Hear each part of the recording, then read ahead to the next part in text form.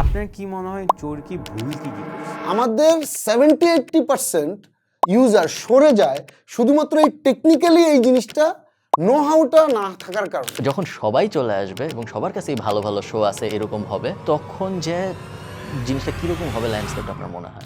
যেই মার্কেটে পাইরেসিটা নর্মাল একটা বিষয় ছিল, মানুষ গান ফ্রি, সফটওয়্যার ফ্রি, দুনিয়ার সবকিছু ফ্রি, এবং এটা মনে করে মানুষের অধিকার।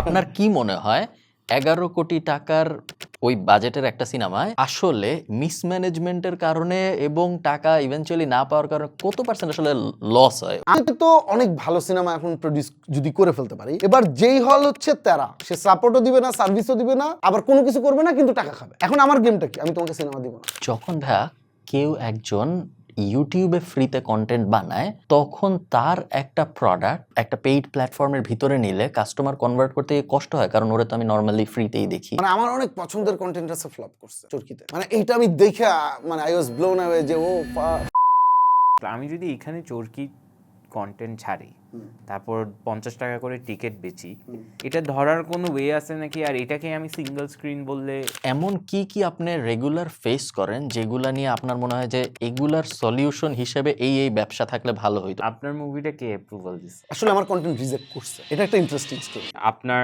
ফিল্মটা থেকে কি এক্সপেক্ট করবে? আর ওইটার ইকোনমিক্স যদি বলতে চান ওইটাও বলতে পারেন, যে কত টাকার কি হচ্ছে। বলেন, কেমন আছেন? ঠিকঠাক। ঠিকঠাক কেন? কারণ হচ্ছে সময়টা আসলে ঠিকঠাক থাকার জন্য সময়, কারণ এখন অনেক ভালো আছি এটা বলাটাও একটা ডিফিকাল্ট, কেন এত ভালো আছি। অনেক খারাপ আছি এটা বলাও ডিফিকাল্ট, কেন অনেক খারাপ আছি। ঝামেলা আছে। এখন ট্রানজিশন পিরিয়ডে একটা হালকা লেভেলে ঠিকঠাক বোঝা গেল না ও কি করতেছে, তারপরে পরিস্থিতি ভালো হলে বলা যাবে রিস্ক ফ্রি থাকা, যত রিস্ক ফ্রি থাকা free যায়। থাকা যায়। একটা কন্টেন্ট চরকিতে আমি বেচতে চাই, কিভাবে এই প্রসেসটা কি? এটা একটা পুরো আন্ধার টাইপের প্রসেস আর কি। কারণ এটা হয় কি যে আমরা কোথাও অফিসিয়ালি ওরকম ডিক্লেয়ার করি নাই যে দিস ইজ দ্য প্রসেস, এটা করলে তুমি চরকির কন্টেন্ট এখন হয়ে যাবে, এটা করি নাই। কারণ এইটা করা না নর্মালি, হ্যাঁ, কারণ এইটার জন্য কেন করা যায় না, কারণ এটা করলাম, তারপরে যেই পরিমাণ সাবমিশন হবে, প্রত্যেকটা সাবমিশনকে তো রেসপেক্ট করতে হবে। সে ভালো গল্প দিক খারাপ গল্প দিক, যে গল্প দিচ্ছে তার কাছে কিন্তু এটা বেস্ট। তো আমাদের কাছে কি, আমাদের কাছে তো আমরা বছরে হয়তো এতগুলা প্রোডাকশন করতে পারবো, তো আমাদের ওইটার মধ্যে সবচেয়ে বেস্টটা বাছাই করতে হয়। কিন্তু বাকিগুলা কি খারাপ না, হয়তো আমরা যেটা চাচ্ছি সেটা না। তো একটা গল্পের খারাপ ভালো তো ওইভাবে ডিফাইন করা যায় না, কারণ প্রত্যেকটা গল্পের ইউনিকনেস আছে। তো এই বাকিগুলোকে কি বলবো, এখন কোনো প্রসেস ডিক্লেয়ার না করেই যে পরিমাণ প্রেশার আসে, তার হয়তো খুবই মানে 10% আমরা আসলে ওইটা কভার করা সম্ভব হয়। বাকিগুলো হয়তো আমরা খুব ভালো করে চাইলেও করতে পারি না, হয়তো টপ লাইন দেখে মনে হয় যে না এটা করে ফেলছি, না হলে এটা করা উচিত হবে না, অথবা this is not the right time to produce it. তো এই কারণে ওই জিনিসগুলো ইয়ে করা হয়। কিন্তু যারা নতুন ডিরেক্টর তারা তো কোথাও আমাদের সাথে কানেক্ট হচ্ছে, এবং চরকিতে কিন্তু সেলিব্রিটি ডিরেক্টরের পাশাপাশি কিন্তু অনেক নতুন ডিরেক্টরও কিন্তু কাজ করতেছে। তাহলে কিভাবে কানেক্ট করে? কোথাও না কোথাও একটা কানেকশন তৈরি হয়, সেটা কিভাবে হয়, এটা বায়ো বিয়ে হতে পারে আর কি। এই আপনারা কি চান যে একজন আগে পুরো জিনিস বানায় ফেলছে, এরপরে এসে আপনাদের বলছে যে এই জিনিস বানাইছি আপনারা নেবেন নাকি আমি ভাবছি গল্প এখন আমি বানাবো, চরকি টাকা দিবে তারপর Both. বানাবো? মানে বেসিক্যালি আমরা যখন অরিজিনালস করি তখন আসলে আমরা টাকা দেই, তো টাকা দেওয়ার জন্য তো আগে ওই প্রসিডিউরগুলো আসলে মেনটেন করতে, আমরা কনফার্ম হইতে চাই যে এই প্রজেক্টটা আসলে ওয়ার্ক করবে। পৃথিবীর কোনো ইন্ডাস্ট্রি কিন্তু এটা কনফার্ম করতে পারে না, এটা হলিউড বলিউড ব্লা ব্লা ব্লা যত ইন্ডাস্ট্রি হোক না, কিন্তু কেউ কনফার্ম করতে পারবে না এই প্রজেক্ট হিট করবে কি করবে না, কারণ এটা একটা ইমোশনাল প্রোডাক্ট। সো এটা কখন হিট করবে না কেউ জানে না, কিন্তু কিছু প্যারামিটার থাকে, এই সার্টেন প্যারামিটারগুলো আমরা বোঝার চেষ্টা করি যে এগুলোর মধ্যে আছে কিনা, এই প্রজেক্টের মধ্যে আছে কিনা, দেন ওইটার উপরে বেস করে আমরা আসলে কমিশনিং ডিসিশনটা নেই যে এটাকে আমরা ইনভেস্ট করবো কি করবো না। আবার এরকম আছে যে আমাদের মনে হচ্ছে এটা ভালো করবে কিন্তু উই আর নট কনফিডেন্ট, সেক্ষেত্রে আমরা বলি যে মেবি তুমি নিজে রিস্ক নিয়ে বানায় নিয়ে আসতে পারো, তারপরে যখন প্রিভিউ হবে আমরা যখন দেখবো এখন তুমি যা এক্সপেক্ট করতেছো মেবি তার চেয়ে বেশি দামে আমরা কিনে নিতে পারি। আমার সাথে যেটা হয়েছে আমি বানাই নিয়ে দিছি। আমি চরকির একটু প্রশংসা করি, তারপরে আমি আপনার প্রশ্নটা করব। হঠাৎ করে আমি র্যান্ডমলি একদিন একটা মেইল পাইছি, চরকির থেকে একজন মেইল করছে যে হাই ভাইয়া, our paths never cross but we like you and then here is this coupon চরকির 3 মাসের ফ্রি সাবস্ক্রিপশনের জন্য র্যান্ডম কিন্তু র্যান্ডম আমিও তাকে চিনি না সেও আমাকে চিনি না আমাদের কখনো দেখা হয়নি র্যান্ডমলি আমি দেশের বাইরে থাকি আমি চরকি কখনো কনজিউম করিনি বাট কুপনটা পাওয়ার পরে আমি কনজিউম করছি তারপর আমি উৎসব দেখছি খুবই ভালো লাগছে আমার এখন আমার 3 মাস এখনো চলতেছে খুব বেশি আগের কথা না তো ওয়েল ডান সো ভালো হয়েছে ব্যাপারটা আমার খুব ভালো লাগছে ব্যাপারটা দেখতে এখন আপনি আমাকে বলেন স্যার আসেন আমরা একটু রোল প্লের মতো মনে করেন আমার একটা শো আছে আমি রিয়েল সিনারিও বলি আপনাকে সো বাংলাদেশে শার্ক ট্যাঙ্ক লঞ্চ হয়েছে মনে করেন আমি পিচ করতে আসছি আপনার কাছে বাংলাদেশে শার্ক ট্যাঙ্ক লঞ্চ হয়েছে আপনাদের কম্পিটিটর একটা প্ল্যাটফর্মে যাই না কম্পিটিটর বলেন নাকি বঙ্গ অত চলে নাই বা চলছে এরকম আমার কাছে একটা শো আছে নাম হলো ফাউন্ডার্স ডেন যেটা আমরা এই মুহূর্তে ইউটিউবে করি যেখানে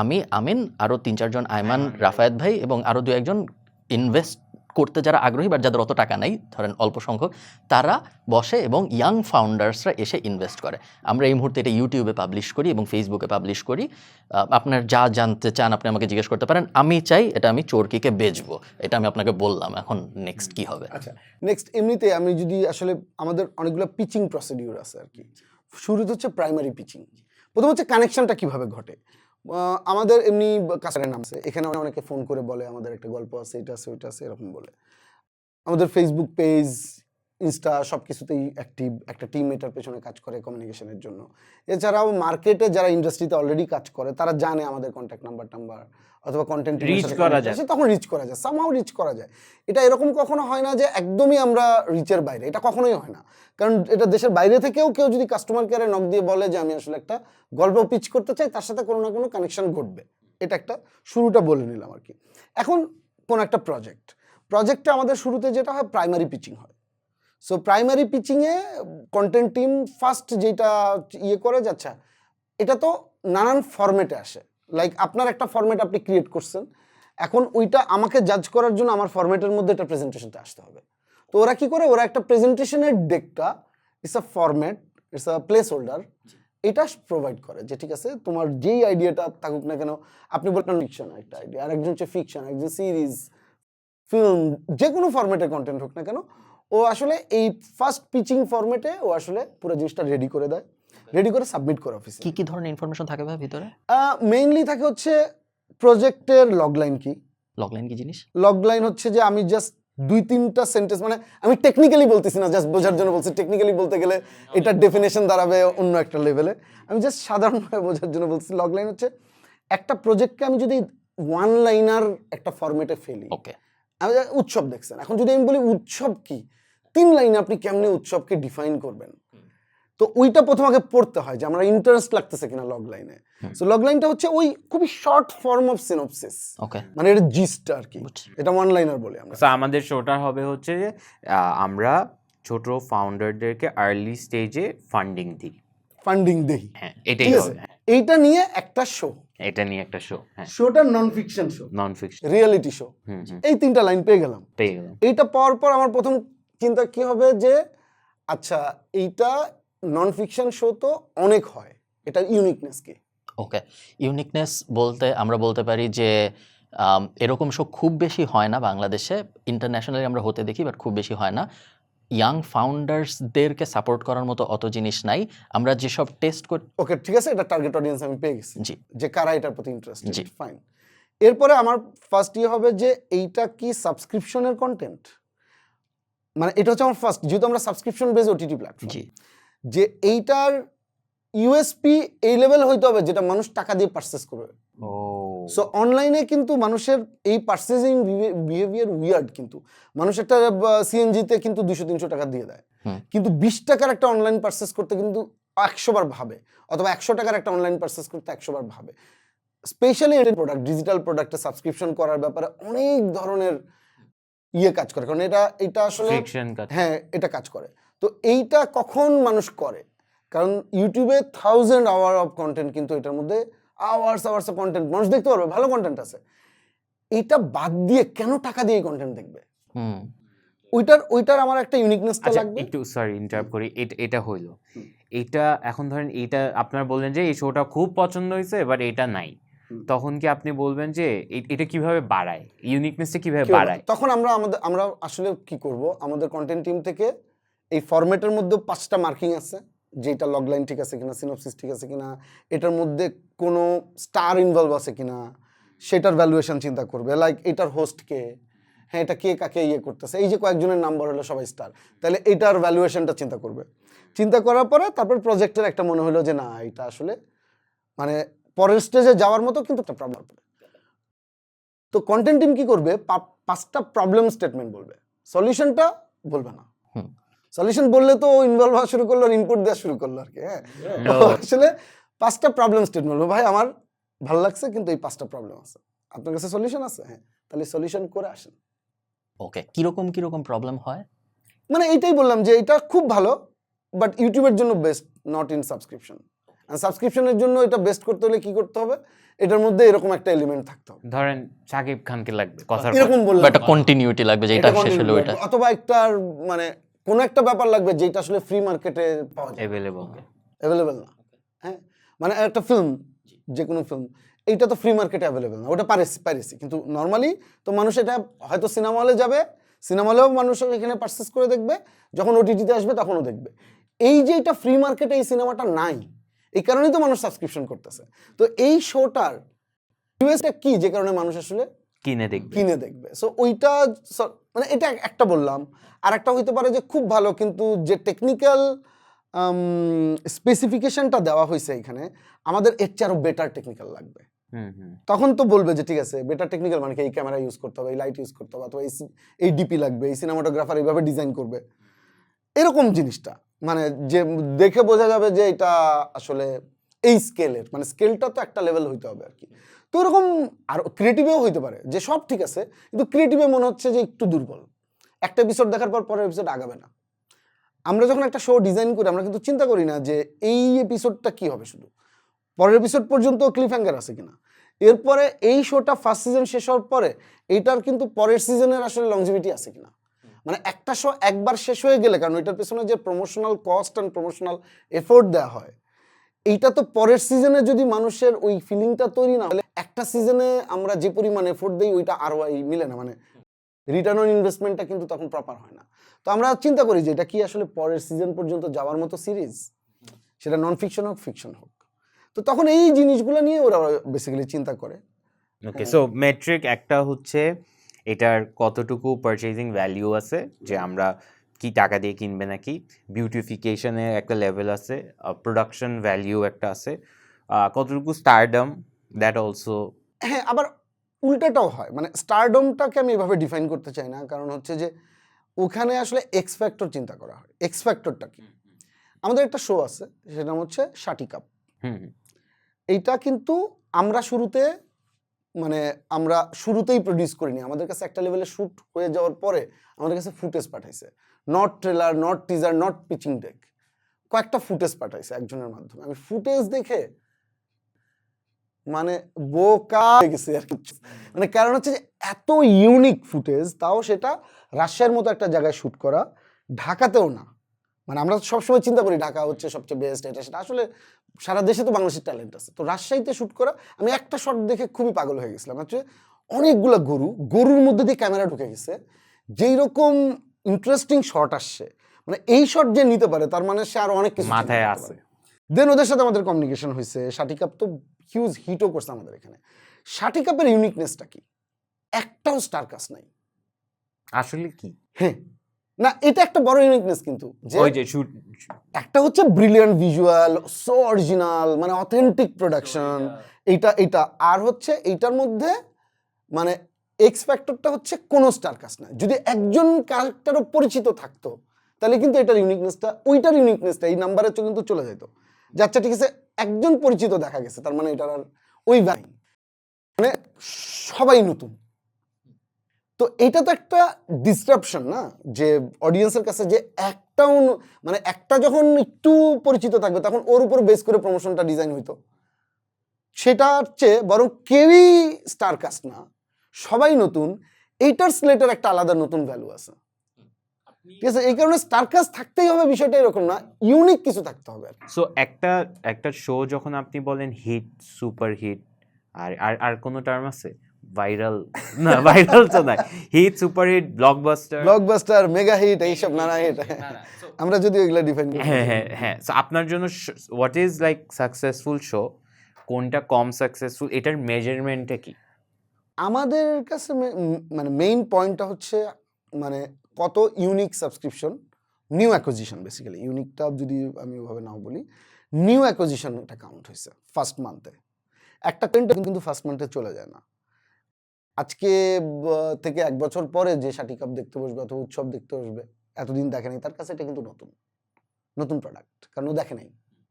কিন্তু এটা যদি ফ্রি মার্কেটে থাকতো এটা পুরনো প্রোডাক্ট হয়ে যেত, কারণ সবাই দেখে ফেলছে। তো এইটার আমরা ফার্স্ট মান্থ একটা কানেক্ট করি যে যেই দিন রিলিজ হয়েছে এরপর থেকে 1 মাস, কারণ আমরা প্রতি মাসে নতুন কন্টেন্টটা একটু বড় বড় কন্টেন্ট দেই, তো পরের মাসে তো আবার নতুন কন্টেন্টের হাইপটা শুরু হয়ে যায়। এই 1 মাস কি পরিমাণ সাবস্ক্রিপশন এটার মধ্যে নিউ অ্যাকুইজিশন আসছে ভাই কিরকম আসে এটা কি বলা যায়? এটা আমি হ্যাঁ, ধরেন বলা যাবে না। উৎসব এর মতো কোন একটা সিনেমা যখন রিলিজ পায় চরকিতে, তখন এটা কি লাখে নাকি মাল্টিপল লাখছে? না লাখে এত না, কারণ সাবস্ক্রিপশন ভ্যালু আমাদের একটু হাই। হ্যাঁ, মানে হাই বলতে এটা বোঝাচ্ছি যে ওই কোয়ালিটি সাবস্ক্রিপশন ভ্যালুটা আমাদের 3 মাসের মানে সাবস্ক্রিপশন প্রাইস হচ্ছে 280 টাকা এরকমের মতো আর কি। হ্যাঁ, আর 1 বছরেরটা হচ্ছে 800 এরকম সামথিং, মানে অফারের উপরে চলে এক সময় একটা। দেশের বাইরে আবার এটা অনেক আরেকটু হাই প্রাইস, এবারে ডলারে, যেহেতু এটা 3 মাসের জন্য, এটা 1 মাসের জন্য $9, আবার 1 বছরের জন্য $50 এরকম, অথবা 3 মাসের জন্য $9, একটা এক একটা সময় একটা প্রাইসিং মডেল থাকে। তো আমরা পার্টিকুলার ওই সময়ে বাংলাদেশের সাবস্ক্রিপশন নাম্বার কাউন্ট আর ইন্টারন্যাশনাল সাবস্ক্রিপশন নাম্বার কাউন্টের একটা ডিফারেন্ট হিসাব আছে। তো আমরা এটা লাখে না, ডেফিনেটলি লাখ হইলে তো আসতে দিন বড় আজকে। বড় বড় নাম্বার চলে আসবে আর কি ফার্স্ট মান্থে। হ্যাঁ। এত বড় সাবস্ক্রিপশন মার্কেট এখনো হয় নাই। নাই, কিন্তু ওই দিকে যাচ্ছে।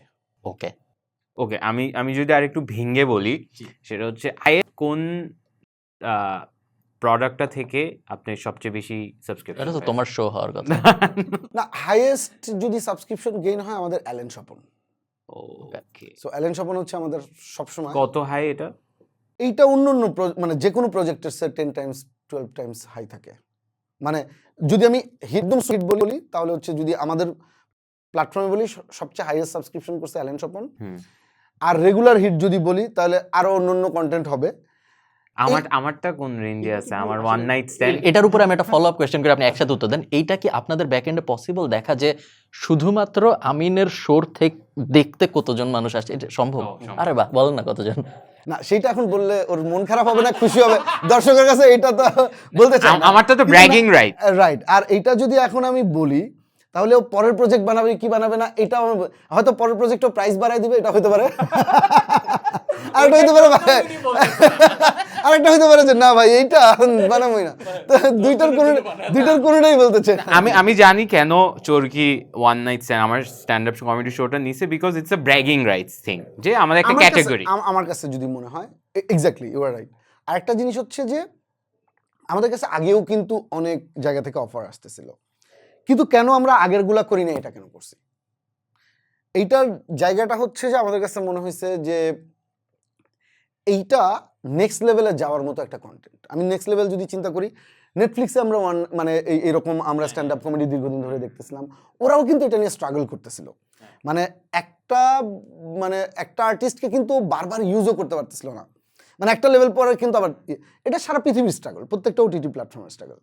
এখন এটা নেক্সট লেভেলে যাওয়ার জন্য এইটাই কি আমরা কোয়ালিটি এক্সপেক্ট করতেছি? হয়তো না, কিন্তু এটার মধ্যে ওই সম্ভাবনাটা দেখছি যেটা ইন্টারন্যাশনাল স্ট্যান্ডার্ডের কাছাকাছি যাইতে পারে, অথবা এটা ইন্টারন্যাশনাল স্ট্যান্ডার্ড। Thank you. হ্যাঁ, তার মানে এর পরে যদি আমরা এটার ভেতরে আরো নার্সিং করি, এটা করি ওইটা করি, তাহলে মেবি আমরা সবসময় কন্টেন্টের কোয়ালিটি এইভাবে চিন্তা করি যে আমার এই কন্টেন্টটা যদি এখন ইন্টারন্যাশনাল প্ল্যাটফর্মগুলো পারচেজ করে, তাহলে ওই প্ল্যাটফর্মে এটা চলার মতো কিনা। আমরা যে কোনো সিরিজও কিন্তু টেকনিক্যাল কোয়ালিটি দেখলে এটা পৃথিবীর যে কোনো ওটিটি প্ল্যাটফর্মে চালানোর মতো কিন্তু চরকির কন্টেন্ট টেকনিক্যালি, ঠিক আছে, টেকনিক্যাল ভ্যালু, টেকনিক্যাল ভ্যালুটা আমরা চিন্তা করি। তারপরে ক্রিয়েটিভ, এক এক দেশের ক্রিয়েটিভ এক এক রকম। আজকে আমার দেশের ক্রিয়েটিভ আমার কাছে বেস্ট মনে হবে, আমেরিকার একটা লোক এটা জাজ করতে পারবে না। সো এইটার বিষয় না, কারণ আমরা চরকি প্ল্যাটফর্ম ওয়াইজ ইন্টারন্যাশনাল মুভ করতেছে, প্রত্যেকটা দেশে অপারেশন খুলতেছে। এরকম এমনিতেই আমাদের 190 কান্ট্রিতে এরকম ডিস্ট্রিবিউশন হয়, তো 35-36টা কারেন্সিতে এটা পেমেন্ট হয়, এমন কারেন্সির নামও আমি জানি না। তো আমার তো ইন্টারন্যাশনাল ওই ভ্যালুটা চিন্তা করতে হয় যে সারা পৃথিবীর লোকজন এটার মধ্যে সাবস্ক্রিপশন করে।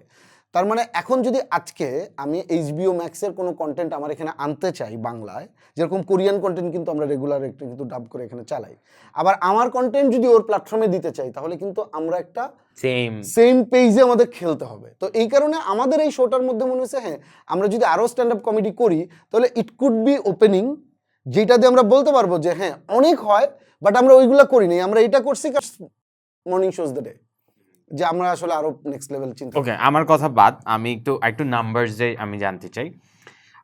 So let's say Allen Swapan, right? Allen Swapan কি চরকি অরিজিনাল?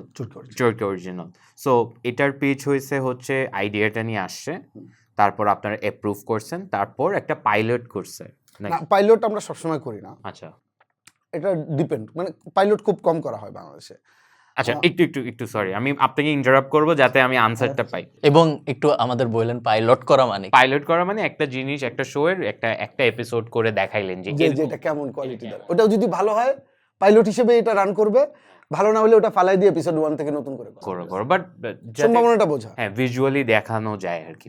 সো পাইলটের জন্য ইউজুয়ালি একটা রেঞ্জ বলেন আমাদেরকে, কারণ আমার একটা মুভি বানানোর শখ। না আমি কিন্তু আমাদের বাজেটও বলি, নরমালি বাজেট বলতে আমার সমস্যা না। আচ্ছা বলেন। কারণ কয়েকটা নাম্বার আমি অলওয়েজ বলি, যেমন এই মুহূর্তে আমাদের রেজিস্টার্ড কাস্টমার কত, এটা আমরা সব বলি।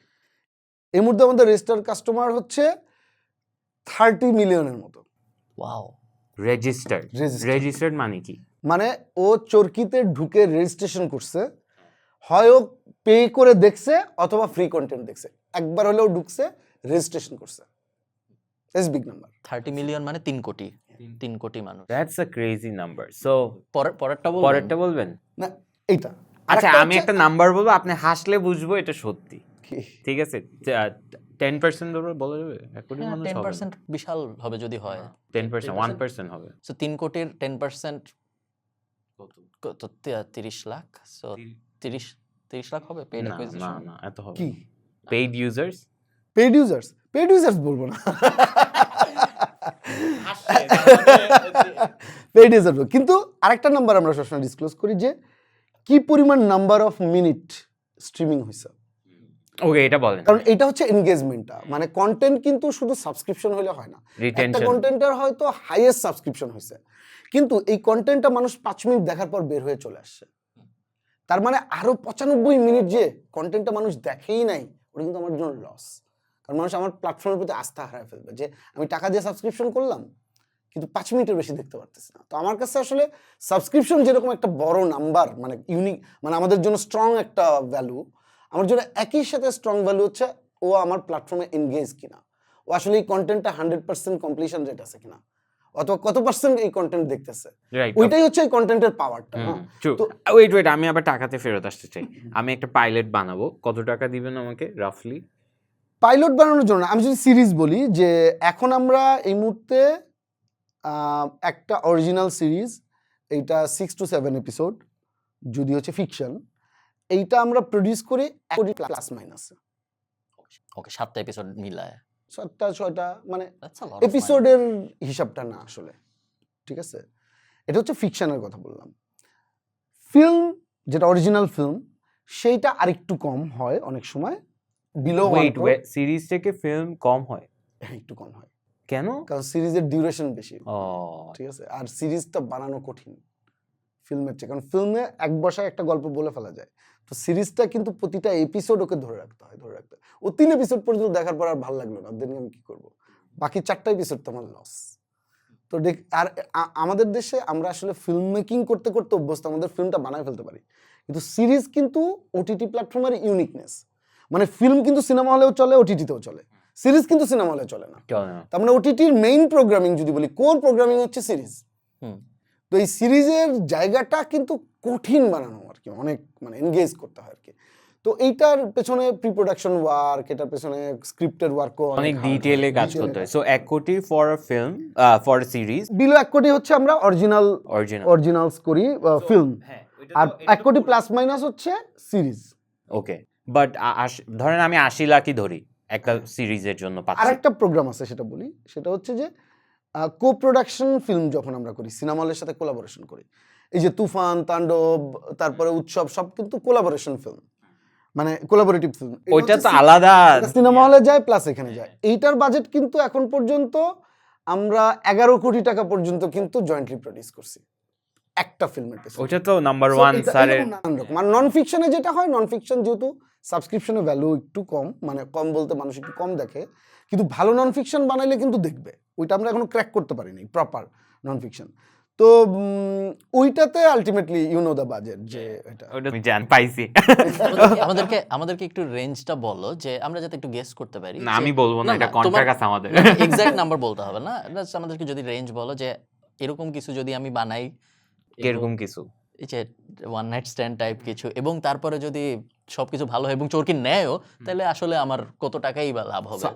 এটা আসলে লাভ লসের না, এটা হচ্ছে bragging rights for the platform, for me. এটা দিয়ে আপনি যে খুব একটা কিছু করতে পারবেন না, বাট এটার পোস্ট আপনার যে ইনকামটা হবে, that is very valuable That's for an true. Artist. So that is actually triple than what they will give you. So Chorki যদি আপনাকে 10 টাকা দেয়, আপনি চোরকিতে থাকার কারণে আপনি বাইরে থেকে 300 টাকা পাবেন। হ্যাঁ ঠিক আছে, I think that's the way I see. আমি মানছি, বাট চোরকি তো 10 টাকা নিশ্চয়ই দেয় না, চোরকি নিশ্চয়ই আরো বেশি টাকা দেয়। এটার কি কোনো রেঞ্জ বলা সম্ভব যাতে মানুষ একটু ধারণা করতে পারে? বলেন না, আশেপাশে? এটা তো আপনি বলবেন, আমি বললে তো অড।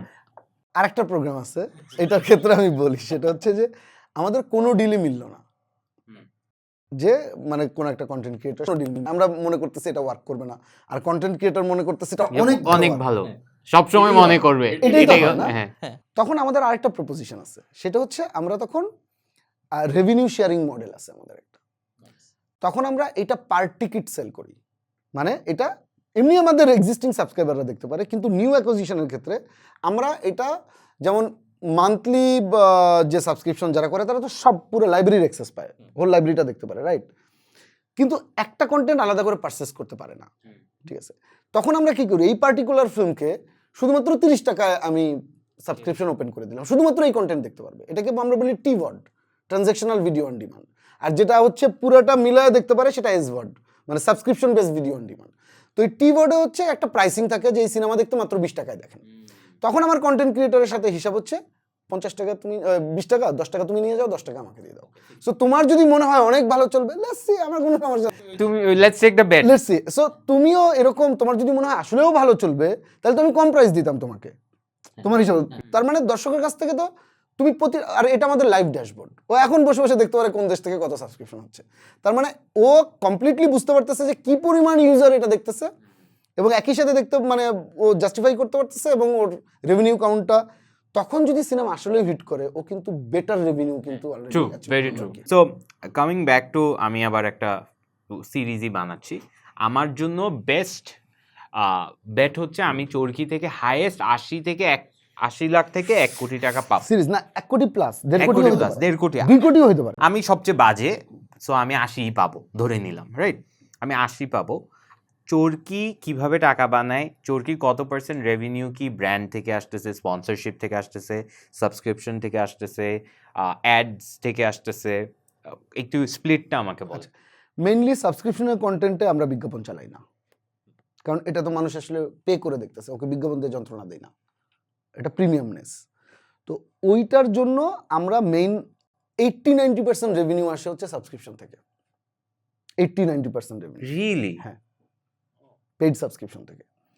আর যদি কোনো কন্টেন্টে ব্র্যান্ড প্লেস করার সুযোগ থাকে, তখন আমরা শুধুমাত্র প্রমোশনাল কন্টেন্টে, মানে পোস্টারের উপরে থাকবে অমুক নিবেদিত অথবা অমুক প্রেজেন্টস, এইটা শুধু ইয়ে করি, কিন্তু কন্টেন্টের ভিতরে ওই ব্র্যান্ডের কোনো বিজ্ঞাপন দেই না। কেন? কারণ হচ্ছে মানুষ টাকা দিয়ে দেখতেছো, কেন বিজ্ঞাপন দেখবে? ও ফ্রি দেখলে বিজ্ঞাপন দেখবে, তাই না? তো এই কারণে আমাদের ব্র্যান্ডের কাছ থেকে আমাদের কথাই থাকে, ভাই টাকা তুমি আমাকে কম দাও, সমস্যা নাই, কিন্তু তুমি এই প্রমোশনাল কন্টেন্ট গুলোতে তুমি এই ব্র্যান্ডিং পাবা। ওকে, সো 80% ইজ সাবস্ক্রিপশন। সাবস্ক্রিপশন হয়তো 10% আসে হচ্ছে এরকম ব্র্যান্ড থেকে, হ্যাঁ আর এছাড়া সোশ্যাল মিডিয়া রেভিনিউ আছে কিছু। হ্যাঁ হ্যাঁ, ওই Like অ্যাডস এর এটা গানটা সোশ্যাল মিডিয়াতে হিট করে গেল, অথবা ক্লিপিংস গুলো যখন আমরা দেই সেখান থেকে যে একটা আসে, সো এগুলো তো ফ্রি ডিস্ট্রিবিউশন করি। দুইটা ভাবে এটা কাজ করে, একটা হচ্ছে এটা প্রমোশনাল আইটেম হিসেবে কাজ করে এই ফিল্মের, লাইক তোর একটা ক্লিপ দেখে পছন্দ হলে তুই তো এই সিনেমাটা দেখতে চাবি। আবার একই সাথে ওখানে কিছু রেভিনিউ জেনারেট হয়, সোশ্যাল মিডিয়া রেভিনিউ, ওইখান থেকে একটা অ্যামাউন্ট। আর গান কোনো কারণে যদি হিট করে যায়, তাহলে ওইটা ওখান থেকে একটা ভালো রেভিনিউ আসে, সো বাকি রেভিনিউ স্ট্রিমটা ওইখান থেকে আসে। আর বিজ্ঞাপন চালাই না, কিন্তু একটা কন্টেন্টের যখন সাবস্ক্রিপশন ভ্যালু চলে যায়, লাইক 3 বছর পরে কিন্তু এটার এক্সক্লুসিভিটি শেষ হয়ে যাবে, তখন মেবি এটা ফ্রিতে হ্যাঁ আমারটা যেরকম এখন ইউটিউবে হ্যাঁ তখন হচ্ছে ওইখান থেকে ইউটিউবে, আবার কোনো সময় ইউটিউবে দেই না, আমাদের প্ল্যাটফর্মে থাকে ফ্রি, ফ্রি। তখন এটার মধ্যে বিজ্ঞাপন আসবে অথবা আসা শুরু করবে। আর আমাদের নতুন আর একটা প্রোগ্রাম শুরু হয়েছে রিলসের মতো, আমাদের প্ল্যাটফর্মে অ্যাপে গেলেই পাওয়া যাবে, এটার নাম বাইটস।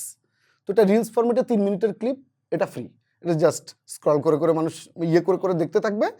ওইটা হচ্ছে যেহেতু ফ্রি, ওইটার ভেতরে আমরা বিজ্ঞাপন চালানো শুরু করতেছি আর কি এটা সামনে। ওকে ভাই কখনো কি মনে হয়, চোর কি আপনি বললেন 190 দেশে অ্যাভেলেবল, অনেক কারেন্সি আছে আপনি জানেনই না যে কারেন্সি দিয়েও মানুষ কিনতেছে, নেটফ্লিক্সও বাংলাদেশে অ্যাভেলেবল, প্রাইমও অ্যাভেলেবল, বাট নেটফ্লিক্স প্রাইম এসব জায়গায় বাংলা শো তো খুব বেশি নাই, হ্যাঁ নাই, এক সময় তো মনে হয় থাকবে, ইন্ডিয়ায় তো আছে, তো বাংলাদেশে হয়তো থাকবে, সো আপনার ডিরেক্ট কম্পিটিটর তো এরা হবে, যেভাবে চোরকি বিদেশে ওদের কম্পিটিটর ওইভাবে, তখন কি এরকম একটা সিনারিও আসবে যে আমি আর কত অ্যাজ আ নর্মাল মানুষ আমি কতগুলো সাবস্ক্রিপশনই বা কিনবো, এখনই আমি ধরেন নেটফ্লিক্স কিনি তারপর আর প্রাইম কিনি না, শুধু যখন বয়েস বাইর হয় তখন 3 মাস কিনি তারপর আবার কেটে দিই, সো যখন সবাই চলে আসবে এবং সবার কাছেই ভালো ভালো শো আছে এরকম হবে, এবং সবার কাছে বাংলা শো আছে যেগুলো আমি দেখতে চাই, সবাই সিনেমা আনবে, বাংলা নিজেদের শো আনবে, তখন যে জিনিসটা কিরকম হবে ল্যান্ডস্কেপটা আপনার মনে হয়?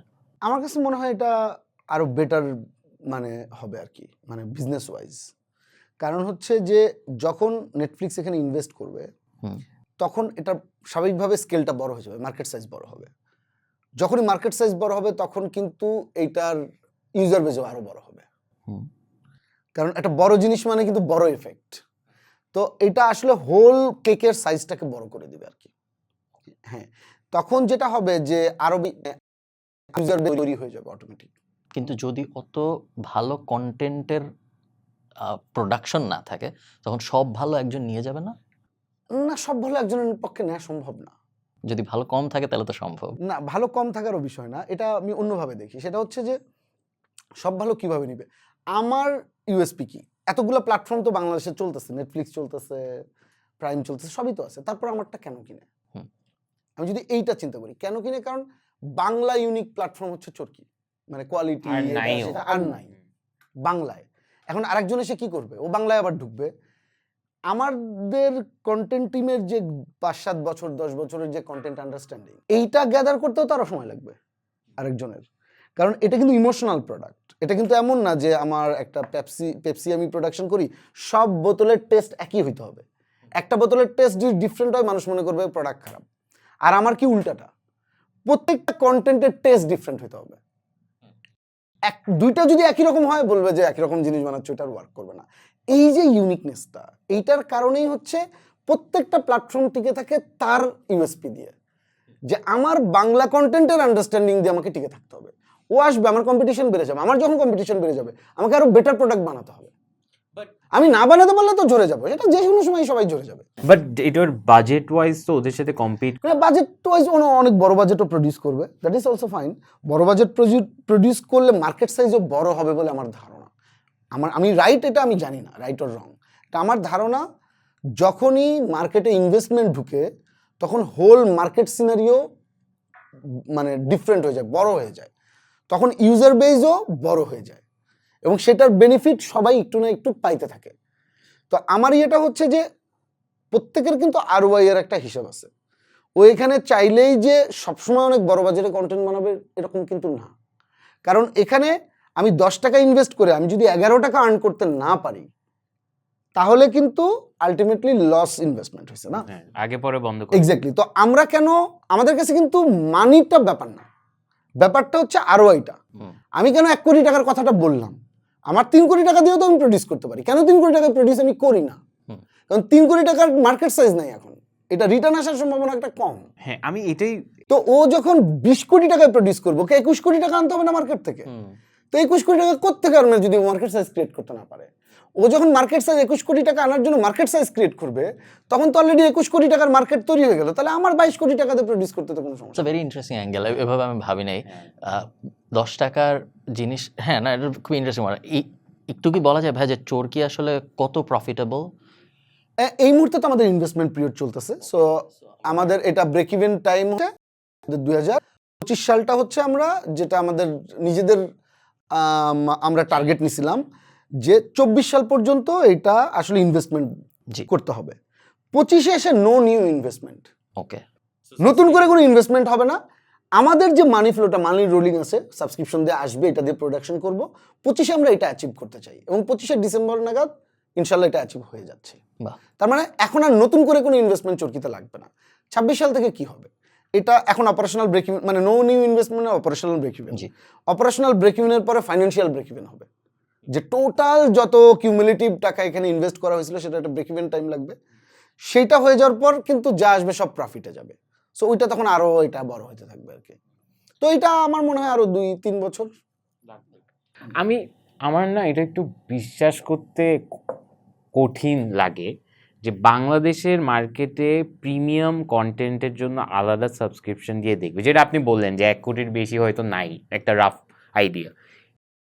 এটা কি আসলেই সাস্টেইন করবে? বিকজ আমার জাস্ট মনে হয় যে এটা একটা খুবই বড় এক্সপেরিমেন্ট, রাইট? এটা একটা বড় এক্সপেরিমেন্ট, যেটা ঠিক আছে একজন বললো আমি 5 বছর এক্সপেরিমেন্ট করবো, আই ওয়ান্ট টু প্রডিউস সবচেয়ে ভালো কন্টেন্ট, বাট 5 বছর পর রিয়েলাইজ করলো 5 বছর মিনিমাম 200 কোটি টাকার কন্টেন্ট কিন্তু বানাইতে হবে প্রিমিয়ামনেস দিতে গেলে, রাইট, তারপরে 5 বছর পরে দেখা গেল পুরোটা জিরো। পুরোটা জিরো। এটা কি হইতে পারে? হইতে পারে, আমরা চাই না হোক, বাট এটা একটা হইতে পারে, কিন্তু এটা আমার কাছেও একটা বিস্ময়কর ব্যাপার। বিস্ময়কর ব্যাপার কেন? আমার ওটিটি প্ল্যাটফর্মের এক্সপিরিয়েন্সটা শুরু হয়েছে, আমার নিজের একটা প্ল্যাটফর্ম তৈরি করছিলাম, এটা পপকর্ন লাইভ নাম ছিল একটা। তো আমি একটা প্রোডাকশন কোম্পানি, আমার প্রোডাকশন কোম্পানির নাম পপকর্ন, এখান থেকে বানায় ফেলছি। তো আমি সিএসসি ব্যাকগ্রাউন্ড আমি পড়ছি, আমার বন্ধু বান্ধবদেরকে বলছি যে ভাই আমি একটু কন্টেন্ট বানাই, তাহলে তোমরা হচ্ছে একটু প্ল্যাটফর্মটা বানায় দাও। কোন ইয়ার? এইটা 2015। তো আমি খুবই মানে লো কস্ট একটা ওটিটি ডিজাইন করছি আর কি, ঠিক আছে, টেকনিক্যালি সলভ করছি, কন্টেন্ট ওয়াইজও কিছুটা সলভ করছি। এইটা একটা সময় কিন্তু পরে কিন্তু বন্ধ হয়ে যায়। ভালো করতেছিল, কেন বন্ধ হয়ে যায়? কারণ এটা একটা যে পরিমাণ মানি ফ্লো লাগবে, যে পরিমাণ ইনভেস্টমেন্ট লাগবে, ওই পরিমাণ ইনভেস্টমেন্ট আমার হাতে নেই। দেন এটা আমি স্টপ করি। স্টপ করার পর দেন আমি ইনভেস্টমেন্ট খুঁজতে থাকি, মানুষের কাছে পিচ করি। আমি তো বিজনেসের স্টুডেন্ট না, তখন বিজনেস পিচ কি সেটাই জানি না, যা বলতে থাকি যে বাংলাদেশে এটার সম্ভাবনা আছে, এটা ওয়ার্ক করবে। বিজনেসম্যানরা তার মুখের কথাই বুঝে না, প্রজেকশন দেখাও, প্রজেকশন কি জিনিস, কেমনে করতে হয়, পার মান্থ কিচ্ছু বুঝি না। দেন এগেন আবার এটা লার্ন করলাম। তো যারা ইনভেস্ট করতে রাজি হলো, যে ট্রান্সকম গ্রুপ, মানে মিডিয়া স্টার, প্রথম আলো, সবাই মিলে পুরো জিনিসটা ইনভেস্ট করতে রাজি আছে। ঠিক আছে, ওর একটা এক্সপিরিয়েন্স তৈরি করছে প্ল্যাটফর্ম থেকে, এবার আমরা ইনভেস্ট করি। কত ইনভেস্ট করব, এটার অপটিমাম মার্ক কি, মানে হচ্ছে ওই যে ব্রেক ইভেন পয়েন্ট পর্যন্ত কত যাব। এখন আমাদের কারোর হাতে কোনো ডেটা নাই, মানে কেন বলতেছে এটা ইনভেস্টমেন্ট ছিল, ডেটা নাই। যদি এরকম হতো কেউ একটা ওটিটি প্ল্যাটফর্ম করে সাকসেসফুল হয়েছে প্রিমিয়াম কন্টেন্টে, কারণ বাংলাদেশে তখন ওটিটি প্ল্যাটফর্মগুলো কিন্তু সবই একটু ফ্রি মডালিটিতে ওয়ার্ক করতেছে, বিজ্ঞাপন বেস। হ্যাঁ, তো এই সাবস্ক্রিপশনের মার্কেট বাংলাদেশে ছিলই না। যদি আমি বলি কন্টেন্টের সাবস্ক্রিপশন মার্কেট, এডুটেনমেন্ট ছিল, অনেকেই ওই যে 10 মিনিট স্কুল এবং অনেকেই কিন্তু এটা করছে, কিন্তু এখানে এসে শুধু পিওর এন্টারটেনমেন্ট কন্টেন্ট টাকা দিয়ে দেখবে এবং এই পরিমাণ ইনভেস্টমেন্ট সিকিউর হবে, এটা কারো কাছে ডেটা নাই। তাহলে আমরা কিভাবে ডিসিশন নিলাম? গাট ফিলিং থেকে ডিসিশন, যে এটা আসলে আমাদের মনে হচ্ছে এটা ওয়ার্ক করবে। কেন ওয়ার্ক করবে? কারণ হচ্ছে যে আমাদের কাছে এটা জাস্ট হাইপোথিসিস ছিল ওই সময়, এখন তো ফর্মুলায় দাঁড়ায় যাচ্ছে যে মানুষের এক সময় value for time, value for money, এই বিষয়গুলো বোঝা শুরু করবে। যে আজকে আমি সারা দিনে অনেক কাজ করি, তার মধ্যে 2 ঘন্টা আমি রাখছি কন্টেন্ট দেখার জন্য। তো এই 2 ঘন্টা আমি তো বেস্ট কন্টেন্টটা দেখি, হাজার হাজার ঘন্টার কিন্তু কন্টেন্ট আছে, কিন্তু আমি এই 2 ঘন্টা আমার বেস্ট টাইম কাটাইতে চাই। তো মানুষের পার্সেসটা কিন্তু খুব বেশি প্রবলেম না, মানে ওইটা টাকা, মানে যারা আসলে এই সেগমেন্টে বসবাস করে তারা টাকা দিয়ে ও চাই এই 2 ঘন্টা তার বেস্ট টাইম কাটুক। ভাই আমি ওইটা বুঝছি, ওইটা তো এখন সেন্স মেক করতেছে, এখন সেন্স মেক করতেছে, কিন্তু তখন আসলে রিস্কি ছিল। আমার কথা হচ্ছে যে হুএভার ইজ ধরেন ট্রান্সকম গ্রুপ ডিসাইড করলো যে আমি 5 বছর 6 বছর করলাম চরকি, আই এম এটাতে আসলে ইটস আ লঙ্গার গেম, আরো 10 বছর বার্ন করতে হইতে পারে, তখন হোয়াট হ্যাপেন্স? আমরা তো ওই সময় 5 ইয়ার্স একটা প্রজেকশন দাঁড় করেছি। এই 5 ইয়ার্স প্রজেকশন কিন্তু মিলে নাই আমাদের। ভালো হয়েছে না খারাপ হয়েছে? এটা ভালো খারাপের বিষয় না, 5 ইয়ার প্রজেকশন মিলে নাই, এটা হচ্ছে ফার্স্ট কথা। তাইলে কি মিলছে? তাহলে কি বিজনেসের আমরা লাইট দেখতে পাইছি? হ্যাঁ, লাইট দেখতে পাইছি।